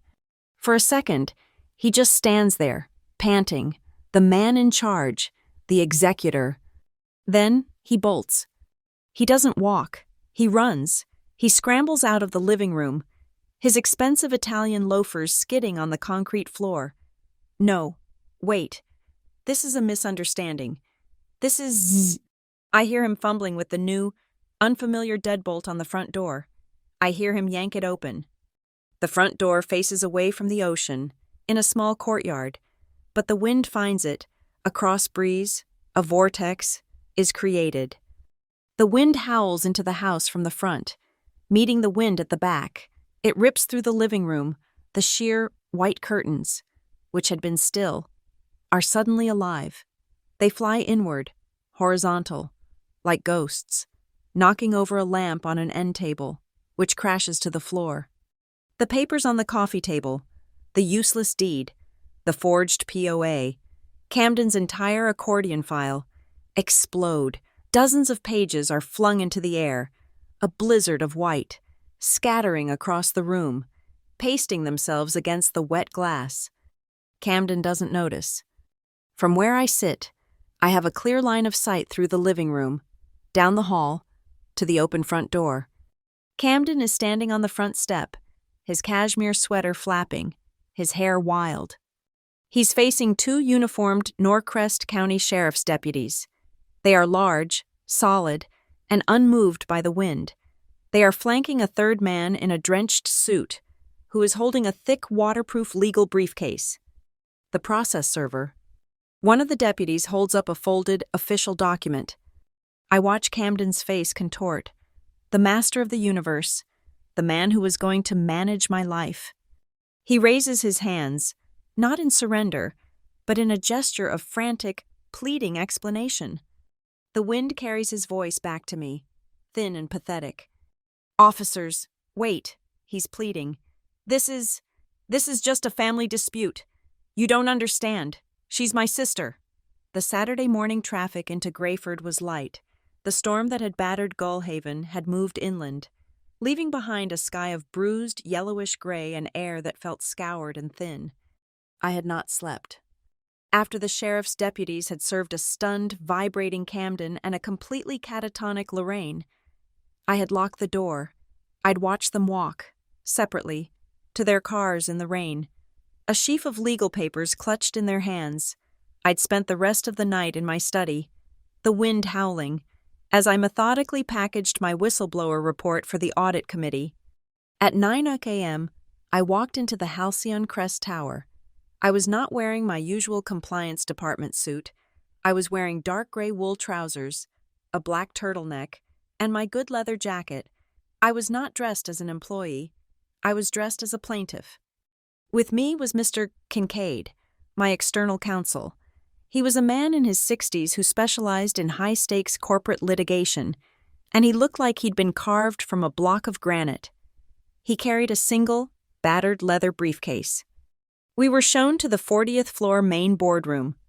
It was a glass box, just like my house, but instead of the wild Atlantic, it overlooked the steel and concrete canyon of downtown Grayford.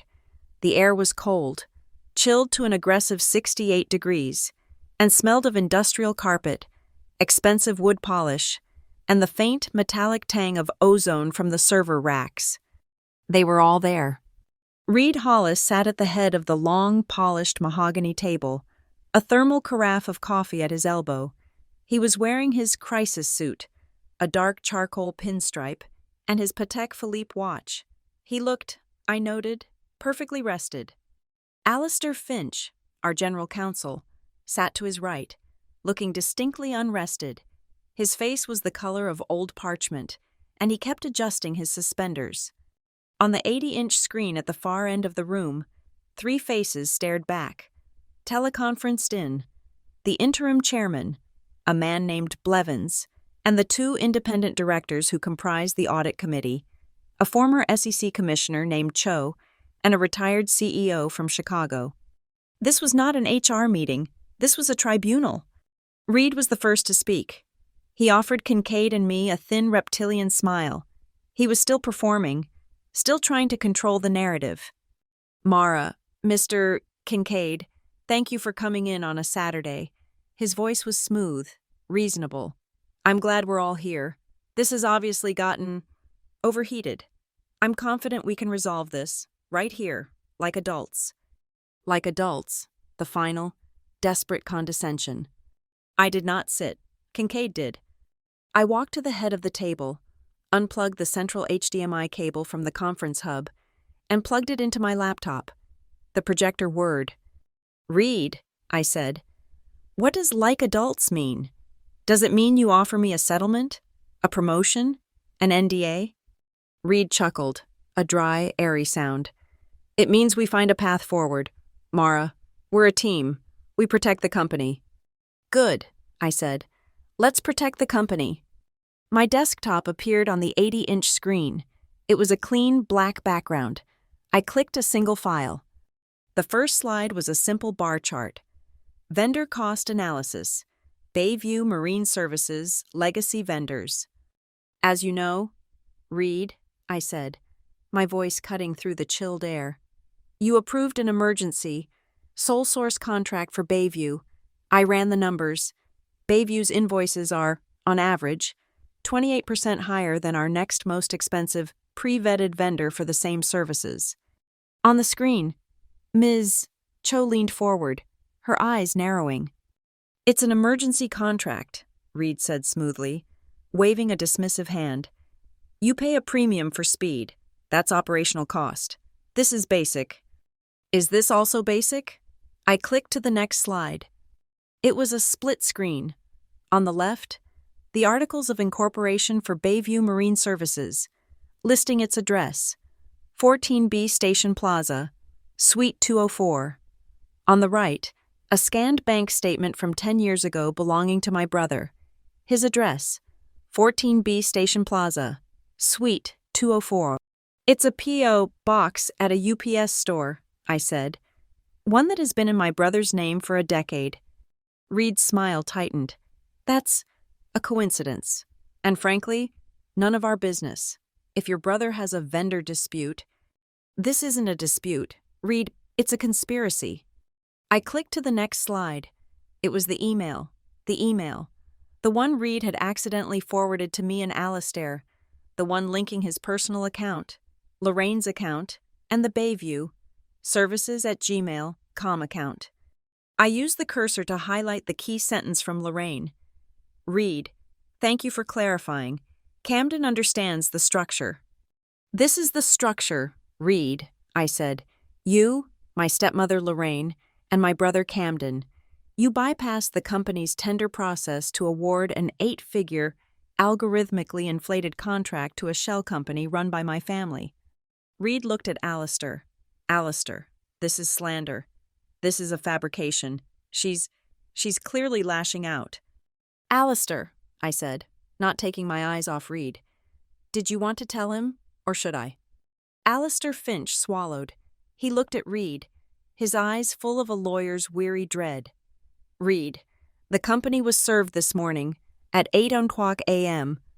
Reed blinked. Served? By who? By her? By the Norcrest County Court, Alistair said, his voice flat. We've received a civil summons and a court-ordered data preservation warrant. Judge Serafina Rowe. The petition names you, Reed, as a co-conspirator in a civil fraud case. The blood drained from Reed's face. The court. This wasn't an internal matter. This wasn't his boardroom. This was a case. It also names a Ms. Lorraine Ellison and a Mr. Camden Ellison, Alistair added. On the monitor, the interim chairman, Blevins, finally spoke. His voice was a gravelly baritone. Mr. Finch? I'm confused. Who? Who is Camden Ellison? Reed tried to jump in. He's her brother. This is a domestic dispute, a family squabble that she is dragging into this company to cover her own performance issues. This is retaliation. He's right, I said. It is retaliation. Reed looked at me, momentarily victorious, as if I'd just confessed. I clicked to the final slide. The screen filled with black text on a white background. It was a server log, a direct query from the Halcyon Crest mainframe. Query, admin logs, user, R, Hollis, 10/20/2025. Timestamp, 02/13/44. Action, admin override, reset password, target user, M, Ellison, timestamp. 14:01. Action, admin login, user, R. Hollis, AS, M, Ellison. Timestamp, 09:05/12. Action, email create. From, anonymous, Halcyon, internal. To, HR department. Subject, complaint. Ellison. I let the log hang in the air. The humming of the air conditioning was the only sound. This is retaliation. Reed, I said, my voice dropping. This is you. At 2:13 in the morning, the night after I placed a compliance hold on your fraudulent wire. This is you illegally resetting my password, logging in as me to plant evidence or destroy it, and then, hours later, filing an anonymous HR complaint to have me fired. I turned to the board. He wasn't passing me over for promotion because of political skills. He was passing me over because he was terrified the new VP of Risk would be me, the one person who knew his signature, and my brother's. I pointed the laser at the screen. He wasn't trying to protect the company. He was trying to silence a whistleblower, and when he couldn't fire me, he conspired with my family to try and break me, to steal my home and my father's assets, as part of the same, single conspiracy. I turned back to Reed. His face was gray, slick with a thin sheen of sweat. His hand was shaking. He looked at his coffee cup, but didn't drink. You didn't just break company policy. Reed, I said. You violated the Sarbanes-Oxley Act. You violated federal wire fraud statutes, and you committed witness tampering, all to protect a 28% kickback scheme. Silence. The room was a tomb. On the screen, Ms. Cho, the head of the audit committee, took off her glasses. She looked not at me, but at Reed. Her voice was ice. Mr. Hollis, you are suspended, effective immediately. Pending termination. Your network access is revoked. Your signing authority is revoked. Alistair, call security. Mr. Hollis will be escorted from the building, now. Reed stood up. He didn't speak. He just made a sound. A frustrated, strangled gasp. He looked at me, his eyes full of a venom so pure it was almost beautiful. He'd been outmaneuvered, out-audited, and outplayed. He turned and walked out of the room. He didn't even take his expensive coat. Kincaid sat silently, watching. Alistair looked ill, but he was already moving, dialing security on his desk phone. Ms. Cho watched the door close. Then she looked at the chairman, and then at me. Mr. Blevins, she said, we have a catastrophic failure. Our EVP of operations has been committing active, systemic fraud. Our general counsel, with all due respect, Alistair, was about to handle this internally, which Judge Rowe's warrant has just made impossible, and our existing compliance department is the plaintiff. She looked at me. Ms. Ellison, you were the only one who caught this. You were the only one with the courage to document it, even while you were under direct personal and professional attack. The chairman nodded, his face grim. What do you recommend, Ms. Cho? I recommend we fix this, she said. I move for an emergency vote of the board. First, to terminate any and all contracts, present and future, with Bayview Marine Services, effective immediately. Second, to commission a full, external forensic audit of the entire procurement division, to be managed by the audit committee. And third? Blevins asked. Third, Cho said. I move to appoint Mara Ellison as interim chief compliance officer for the entire Halcyon Crest Group, reporting directly and only to the audit committee, with full, unrestricted authority to investigate this matter to its conclusion. All in favor? The other board member raised his hand. Aye. Blevins raised his. Aye. Cho looked at the screen. Aye. The motions pass. Unanimously. Alistair, please draft the minutes.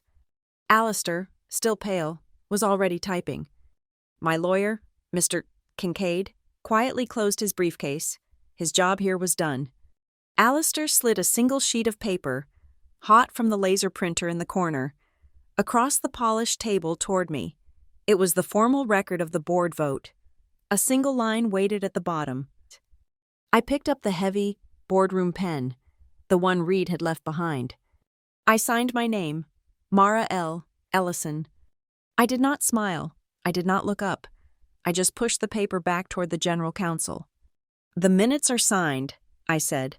Now, if you'll excuse me, gentlemen, Ms. Cho, I have an audit to run.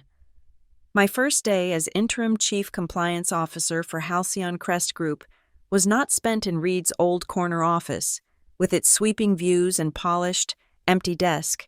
It was spent in a windowless data review room on the 12th floor, with 2 forensic accountants from the external firm the board had hired. The air was cold, and the only sound was the whir of the server fans and the quiet click-click-click of keyboards. My new, unrestricted authority gave me one thing Reed and Camden had never counted on: corporate subpoena power. And Judge Rowe's injunction, now public record, meant that every bank associated with Bayview Marine, Camden Ellison, or Lorraine Ellison was legally compelled to comply with our investigation. We started with Bayview.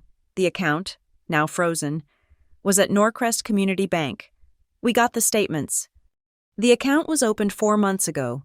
The initial deposit, the seed capital that gave the LLC its proof of funds, was a single wire transfer for $50,000. This was the first thread that unraveled everything. Where did Camden, a man who lived on maxed-out credit cards and promises, get $50,000 in cash? The wire transfer originated from a different bank, First Patriot Trust and Savings. My blood ran cold. I knew that bank. It's a small, white marble building in Grayford's historic district. It's where my father has kept his personal and family trusts for 30 years. My authority as CCO of Halcyon Crest didn't extend to my father's personal accounts. That was a different jurisdiction. So I made a phone call. I didn't call the bank. I called Mr. Abernathy. Richard Abernathy has been my father's lawyer for my entire life. He's a gruff, 70-year-old man who wears bow ties, smells like pipe tobacco and old books, and possesses a moral compass as fixed as the North Star. He was the man Camden and Lorraine had conveniently forgotten to include in any meetings about my father's estate planning. He was the man they were trying to circumvent.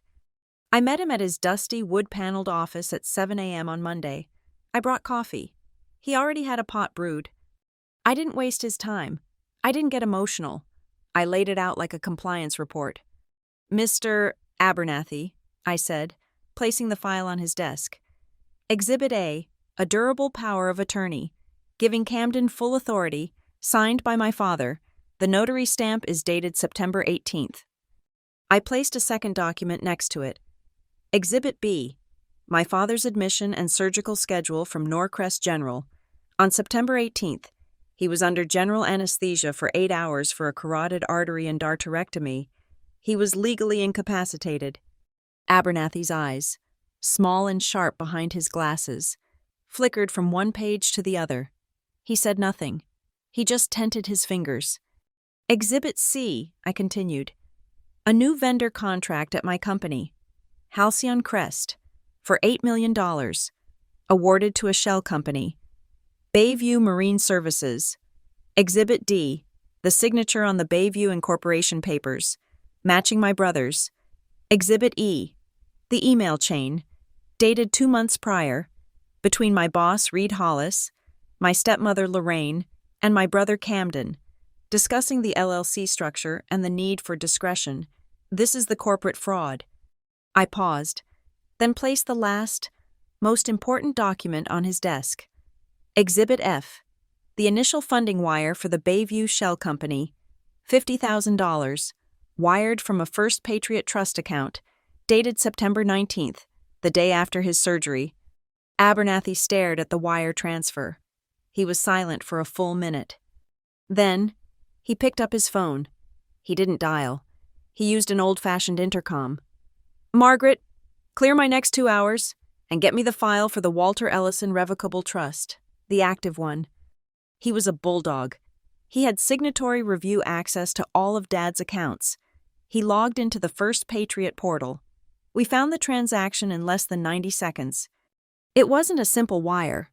It was a formal loan request, drawn from the Trust's primary operating account, a short-term, zero-interest loan for $50,000. The authorization form, scanned and attached to the transaction, was signed by Camden Ellison, acting as power of attorney. And it was co-signed, a second signature, required by the Trust for any withdrawal over $25,000. Lorraine Ellison. Her signature was neat, practiced, perfect, the devoted wife, the primary caregiver. "They did it together," Abernathy whispered, his voice a low growl. "He used the fraudulent POA. She provided the spousal oversight. They presented a unified front to the bank. The bank officer wouldn't have questioned it." Then my eyes caught the memo line on the loan request form, a single, handwritten scrawl from Camden. "For Gullhaven Property, roof maintenance." My breath hitched. I pushed my notebook across the desk, open to the page from the family meeting. "Contractor, Bayview, repair, roof." Abernathy looked at my note, then at the bank record. "My God," he said. The circle was complete. It was so much more vicious than I'd thought.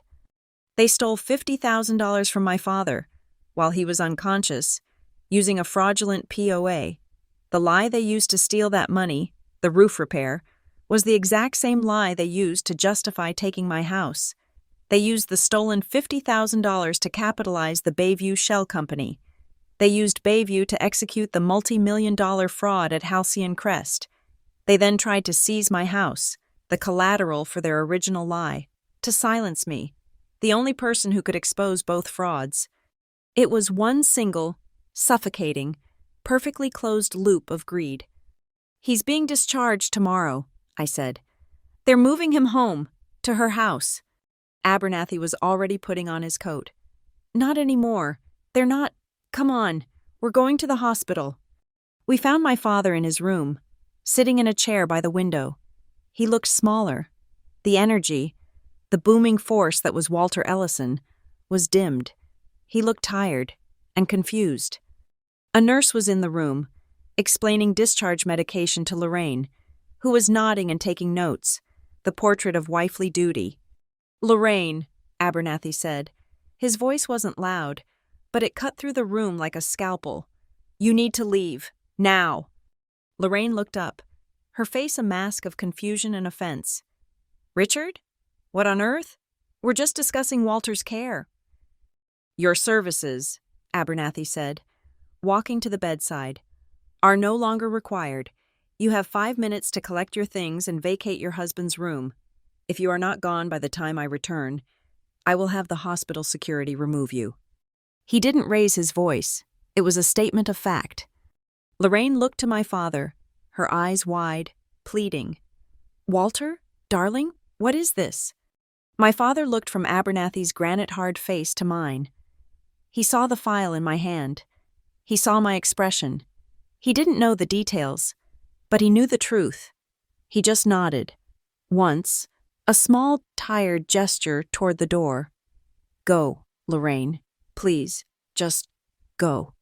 Her face crumpled. The mask of the caregiver dissolved, revealing the raw, pinched face of a woman who had just been foreclosed on. She stood, grabbed her purse, and walked out. Abernathy turned to the nurse. "We'll be handling the discharge. Thank you." When the door closed, there was silence. Just the beeping of the monitor and the hum of the air system. My father looked at me. His voice was a dry rasp. "Mara, what has he done?" I sat on the edge of his bed, and I told him. I walked him through the numbers, the dates, the accounts, the POA from the day of his surgery, the $50,000 loan, Bayview, the roof, the meeting at my house. He didn't interrupt. He just closed his eyes. The monitors beeped, his heart rate climbing for a moment, then settling. When I finished, he was quiet for a long time. He turned his head and looked out the window at the gray Grayford sky. "I gave him everything," he whispered. "Every time he fell, I picked him up. I thought I was helping. I was just teaching him to fall." He turned his eyes back to me. They were clear, and full of a profound, bottomless exhaustion. "You," he said, his voice catching. "You never asked for anything, and you're the one who saved it." He reached a shaky hand toward Abernathy. "Richard, the papers." Abernathy, silent, opened his briefcase. He pulled out a stack of documents, already prepared. A new, ironclad, durable power of attorney, naming me, Mara Ellison, as his sole, exclusive agent for all financial and medical matters. A full revocation of any and all preceding POAs. An emergency addendum to the Walter Ellison Revocable Trust, immediately removing Camden Ellison and Lorraine Ellison as signatories, beneficiaries, and executors in perpetuity. My father took the pen. His hand was shaking so badly he could barely hold it. I put my hand over his, steadying it. "I'm sorry, Mara," he whispered. "I know, Dad," I whispered back. He signed every page. His signature was a weak, spidery crawl, but it was the strongest thing he had ever done. The bank of Dad was finally, permanently closed. That afternoon, armed with the new, legitimate POA and the evidence of the fraudulent trust loan, I filed a supplemental brief with Judge Rowe. I formally petitioned the court to establish a temporary financial conservatorship over my father's estate, with myself as the named conservator. It wasn't a power grab, it was a shield. It put the full legal protection of the court between my father's assets and the people who were trying to steal them. Judge Rowe granted a hearing for the following week, but issued an immediate interim order, citing the overwhelming evidence of predatory fraud. She approved a court-appointed financial monitor to oversee all of Camden's and Lorraine's accounts, which were already frozen. Their assets weren't just locked, they were now in receivership. They couldn't buy groceries without a court officer signing off. Lorraine, predictably, went nuclear. She couldn't fight me in court. She had no legal standing left. She couldn't fight me at Halcyon. I was the one running the audit. So she hired a PR firm. The story appeared in the Wednesday Grayford Gazette social column. It was a masterpiece of passive-aggressive slander.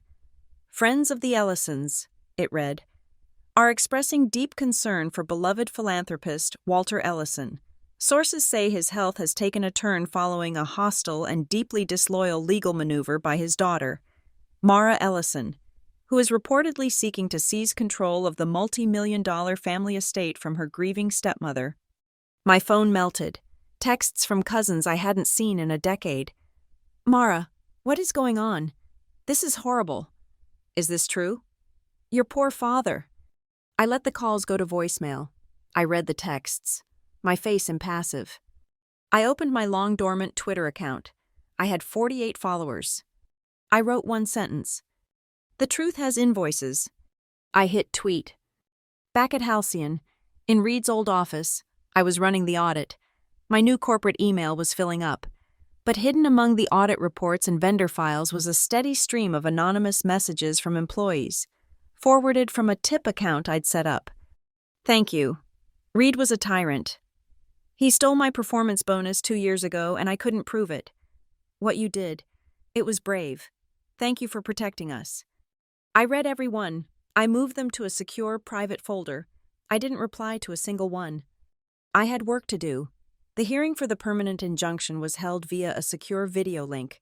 It was not a grand courtroom, but a series of cold, digital boxes on my screen. I sat in my new office at Halcyon Crest. Reed's old office. The view of the city behind me was sharp and clear. I was alone. My lawyer, Mr. Kincaid, in his own box from his own office. Camden and Lorraine were in a shared box, presumably their lawyers. They looked smaller, diminished. The cashmere confidence was gone. Camden wore a suit, but it was rumpled, as if he'd slept in it.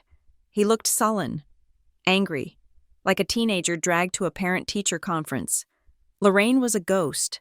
She was pale, her hair pulled back, her eyes fixed on a point just below her camera. She was trying to become invisible. Their lawyer, a man with a shiny suit and an overly aggressive voice, went first. He painted a picture of a tragic family misunderstanding. "Your Honor," he boomed, his voice distorting the small speaker. "What we have here is not a legal matter, but a family one, a communication breakdown, exacerbated by the grief and stress of a father's illness, my client's." He gestured to Camden and Lorraine, who both arranged their faces into masks of solemn sorrow. Were acting only in what they believed was their father's and their sister's best interests. They were trying to help. He called me emotional, overwrought, and confused by the complexities of high-level finance. He claimed the family meeting was an intervention born of love. He said the quitclaim deed was just a preliminary discussion point. "This entire petition," he concluded, "is a gross overreaction. We ask the court to dissolve the TRO, unfreeze my client's assets, and order this family into private mediation. This does not belong in a court of law." Judge Rowe's face, in her own box, was as impassive as stone. She looked at Kincaid's box. "Mr. Kincaid, your response?" My lawyer leaned forward. "Your Honor," he said, his voice the calm, reasonable antithesis of the other lawyer's bluster. "We dispute the characterization of the plaintiff as confused. She is, as the court knows, the new interim chief compliance officer of a multi-billion-dollar corporation, a position she earned by uncovering the fraud her brother initiated." Camden flinched. "And we dispute the characterization of the meeting at Gullhaven as an intervention born of love," Kincaid continued. "We would argue it was the final step in a premeditated act of coercion. To that end, we have one final piece of evidence to submit, which was provided to your clerk this morning." "Proceed," Judge Rowe said. Kincaid shared his screen. The boxes of our faces were replaced by a single, large, black-and-white video feed. The timestamp in the corner read 02:17:14 a.m., the night before the meeting. The feed was from my back terrace camera. The audio was just the roar of the wind and sea. We watched, in stark, high-definition silence, As Camden's BMW sedan rolled up the drive, its lights off, we watched him get out, his collar up, his face a mask of furtive shadows.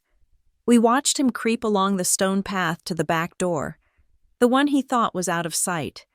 We watched him pull the old keycard from his wallet. We watched him swipe it. The keypad light flashed red. Access denied. We watched him swipe it again, harder, jiggling the handle. The keypad flashed red. Beep, beep, beep. We watched him swear. A silent, "Damn it," mouthed at the door. And then we watched as he looked around, frustrated, and his gaze lifted directly into the camera lens. The motion sensor floodlight, triggered by his movement, snapped on. His face was illuminated in a brilliant, panicked, deer-in-the-headlights glare. He was caught. There was no family misunderstanding. There was no help. There was just a man, in the middle of the night, trying to secretly enter a house he was planning to steal the next day. We watched him flinch, throw an arm over his face, and scramble back to his car. We watched the camera auto-zoom and capture his vanity plate. Camden won as he sped away. Kincaid stopped the video. The screen share ended. Our faces returned, filling the digital void. Camden's lawyer was staring at his desk, his mouth slightly open. He was tapping his pen. Click, click, click, a frantic, dying rhythm. He had nothing. Camden was bright red, his eyes burning with pure, uncut hatred. He was staring at my box, at me. Lorraine was crying, not loud. Dramatic sobs, just silent. Hopeless. Streaming tears. It was over. Judge Serafina Rowe looked at Camden. She did not raise her voice. She did not need to. "Mr. Ellison," she said, and her voice was a flat, cold sheet of ice. "Do you have an explanation for your attempt to forcibly enter your sister's home at 2:00 in the morning, the night before you presented her with a fraudulent deed to sign?" Camden, his voice strangled, fell back on the only script he knew. I was worried about the storm, the roof. I was checking on the roof." Judge Rowe stared at him. She did not blink. She let the lie, so pathetic, so transparent, hang in the digital air and rot. "I see," she said. "You were checking on the roof, from the kitchen door, in the dark, with a key you were not authorized to use." She made a note on her pad. "The court's findings are as follows." She looked directly into her camera, and it felt as if she was in the room with all of us.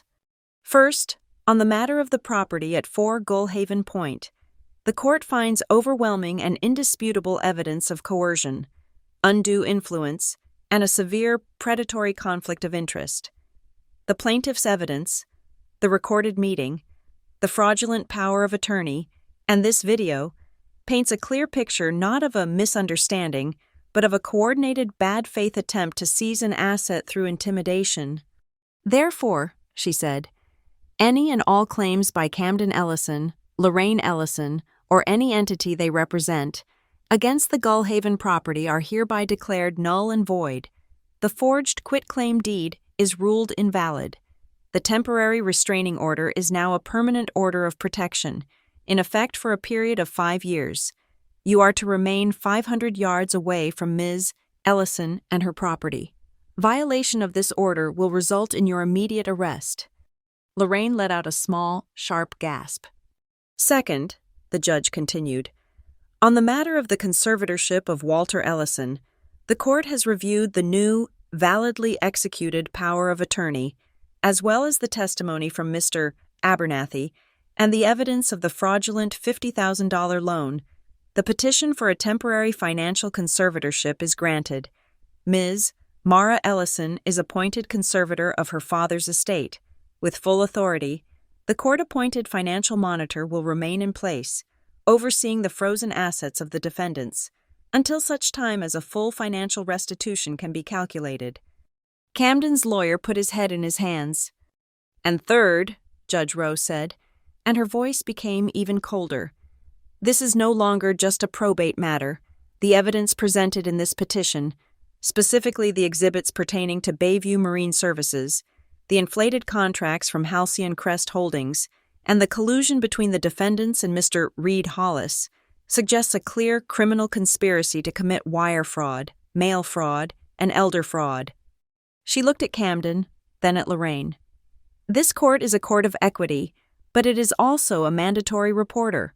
I am forwarding this entire case file, including my findings and all exhibits, to the Norcrest County District Attorney's Office for immediate criminal review. I would strongly advise you to retain criminal counsel. She looked at Kincaid. Mr. Kincaid, your petition is granted in full. Thank you for your thoroughness. She looked at me, a single, brief nod. Ms. Ellison, good luck to you. Her box went dark. The hearing was over. The aftermath at Halcyon was swift and sterile. There was no public execution. There was just a memo. The audit committee released a 3-page summary report to shareholders and an all-staff email. It was a masterpiece of corporate minimalism. It stated that an internal review, initiated by the compliance department, had uncovered significant irregularities in the procurement process, involving a now-terminated external vendor and one member of senior management. It announced that Reed Hollis has been separated from the company, effective immediately. It announced the termination of the Bayview contract and that the company was actively pursuing all legal avenues to claw back misappropriated funds. It concluded by announcing my appointment as interim chief compliance officer, reporting directly to the audit committee, to oversee a full, top-to-bottom forensic audit and the implementation of a new, more robust vendor verification protocol. It was done. Reed was gone. The corporation had reset itself. That evening, for the first time in a week, I left Grayford. I drove the 80 miles back to Gullhaven. The gray, bruised sky had finally broken, and a pale, watery, late-afternoon sun was visible. I drove with the windows down.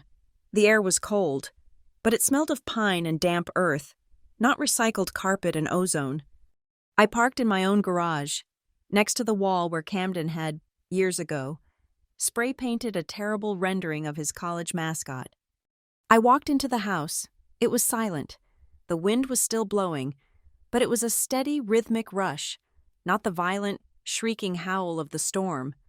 I dropped my keys on the glass table, the one where the deed had been. It was clean. I walked to the massive wall of windows overlooking the Atlantic. The sea was still churning, a deep, angry charcoal blue, capped with white. I slid the heavy glass door open. The wind hit me in the face. It wasn't a gentle breeze. It was a physical force, cold, sharp, and smelling intensely of salt and wet stone.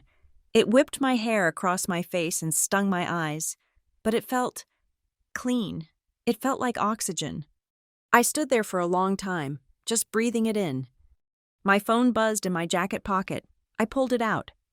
It was a text from an unknown number, but I knew who it was. The Turo meant I had blocked his, so he'd bought a burner. One sentence. You took everything. I looked at the words. You took everything. The old familiar script. The victim. He hadn't lost anything. He hadn't committed anything. It had been taken from him. By me. I stood there, the wind roaring in my ears, the cold air on my face. I typed my reply. No, I returned what wasn't yours. I sent it. Then I powered the phone off completely. I didn't just lock it. I pressed the button, held it, and slid the icon. The screen went black. I slipped the dead phone back into my pocket. I walked out onto the wooden terrace, down the steps, and onto the beach. The sand was dark, packed, and wet from the high tide. The storm had washed it clean. I walked toward the waterline. The foam hissed, rushing up the sand to meet my boots.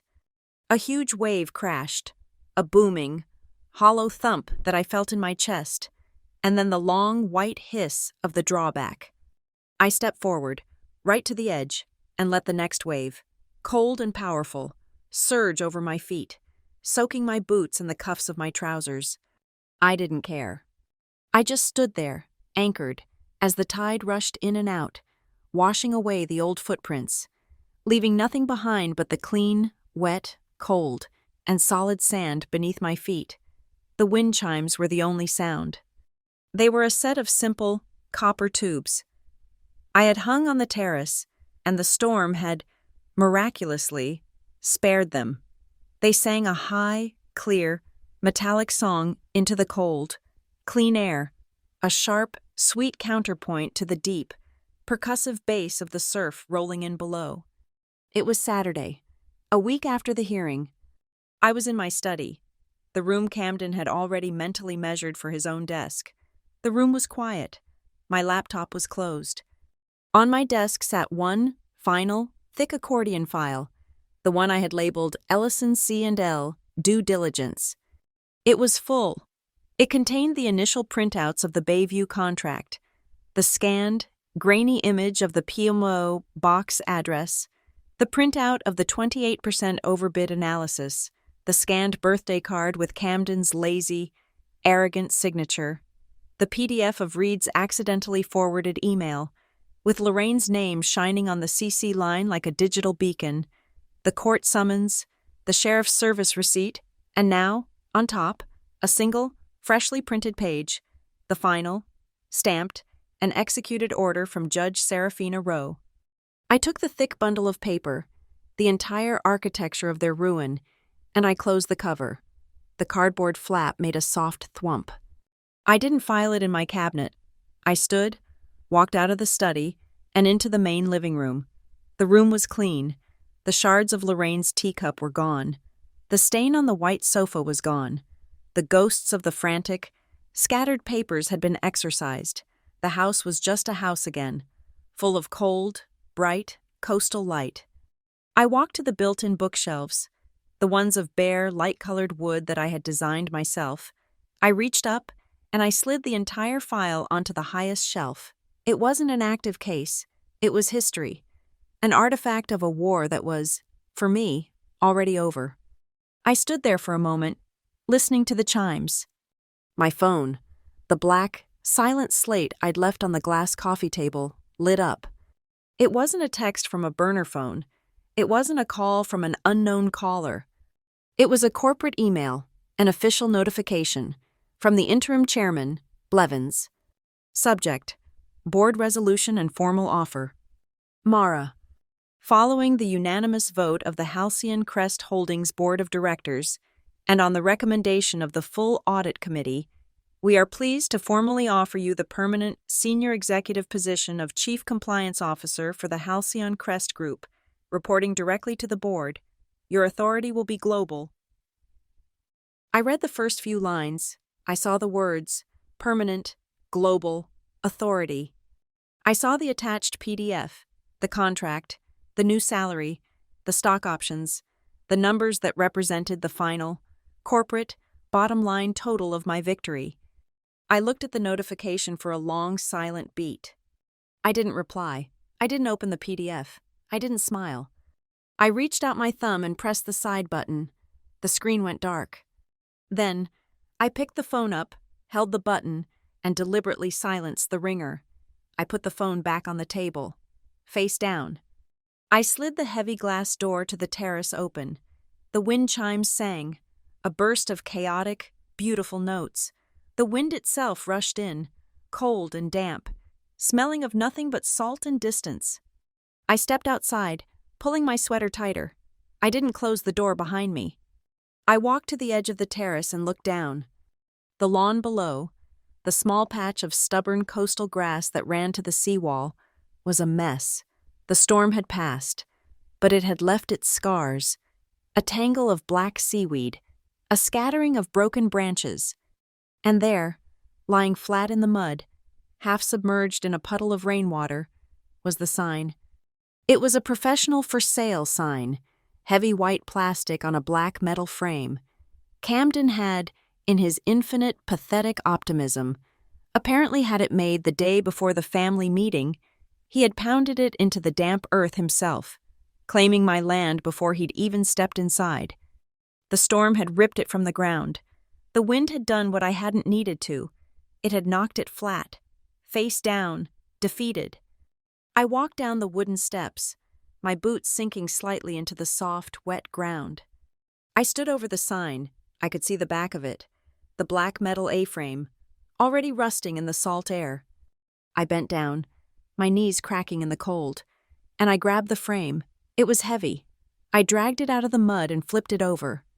For sale, luxury waterfront property. In the contact box at the bottom, Camden hadn't even bothered with a broker. He had put a sticker, printed from his computer. C. Ellison, property manager. His final failed venture. I looked at it. This object, this symbol of his entire greedy, hollow fantasy. I didn't kick it. I didn't spit on it. I didn't feel rage. I felt tidy. I went to the small utility shed by the side of the house. I opened the door, the hinges screaming, and I found my toolkit. I took out a wrench and a Phillips head screwdriver. I walked back to the sign. I knelt in the wet grass, the cold seeping through the knees of my jeans. Methodically, I found the first bolt that held the plastic sign to the metal frame. I locked the wrench onto the nut and twisted the screwdriver. It was stiff, rusted by one day of salt. I put my shoulder into it. It gave with a high-pitched, tearing screech. I undid the first bolt. I set the nut and bolt carefully on the stone path. I undid the second, the third, the fourth. I separated the sign into its component parts: the white plastic sheet, now smeared with mud, the black metal frame, a hollow skeleton.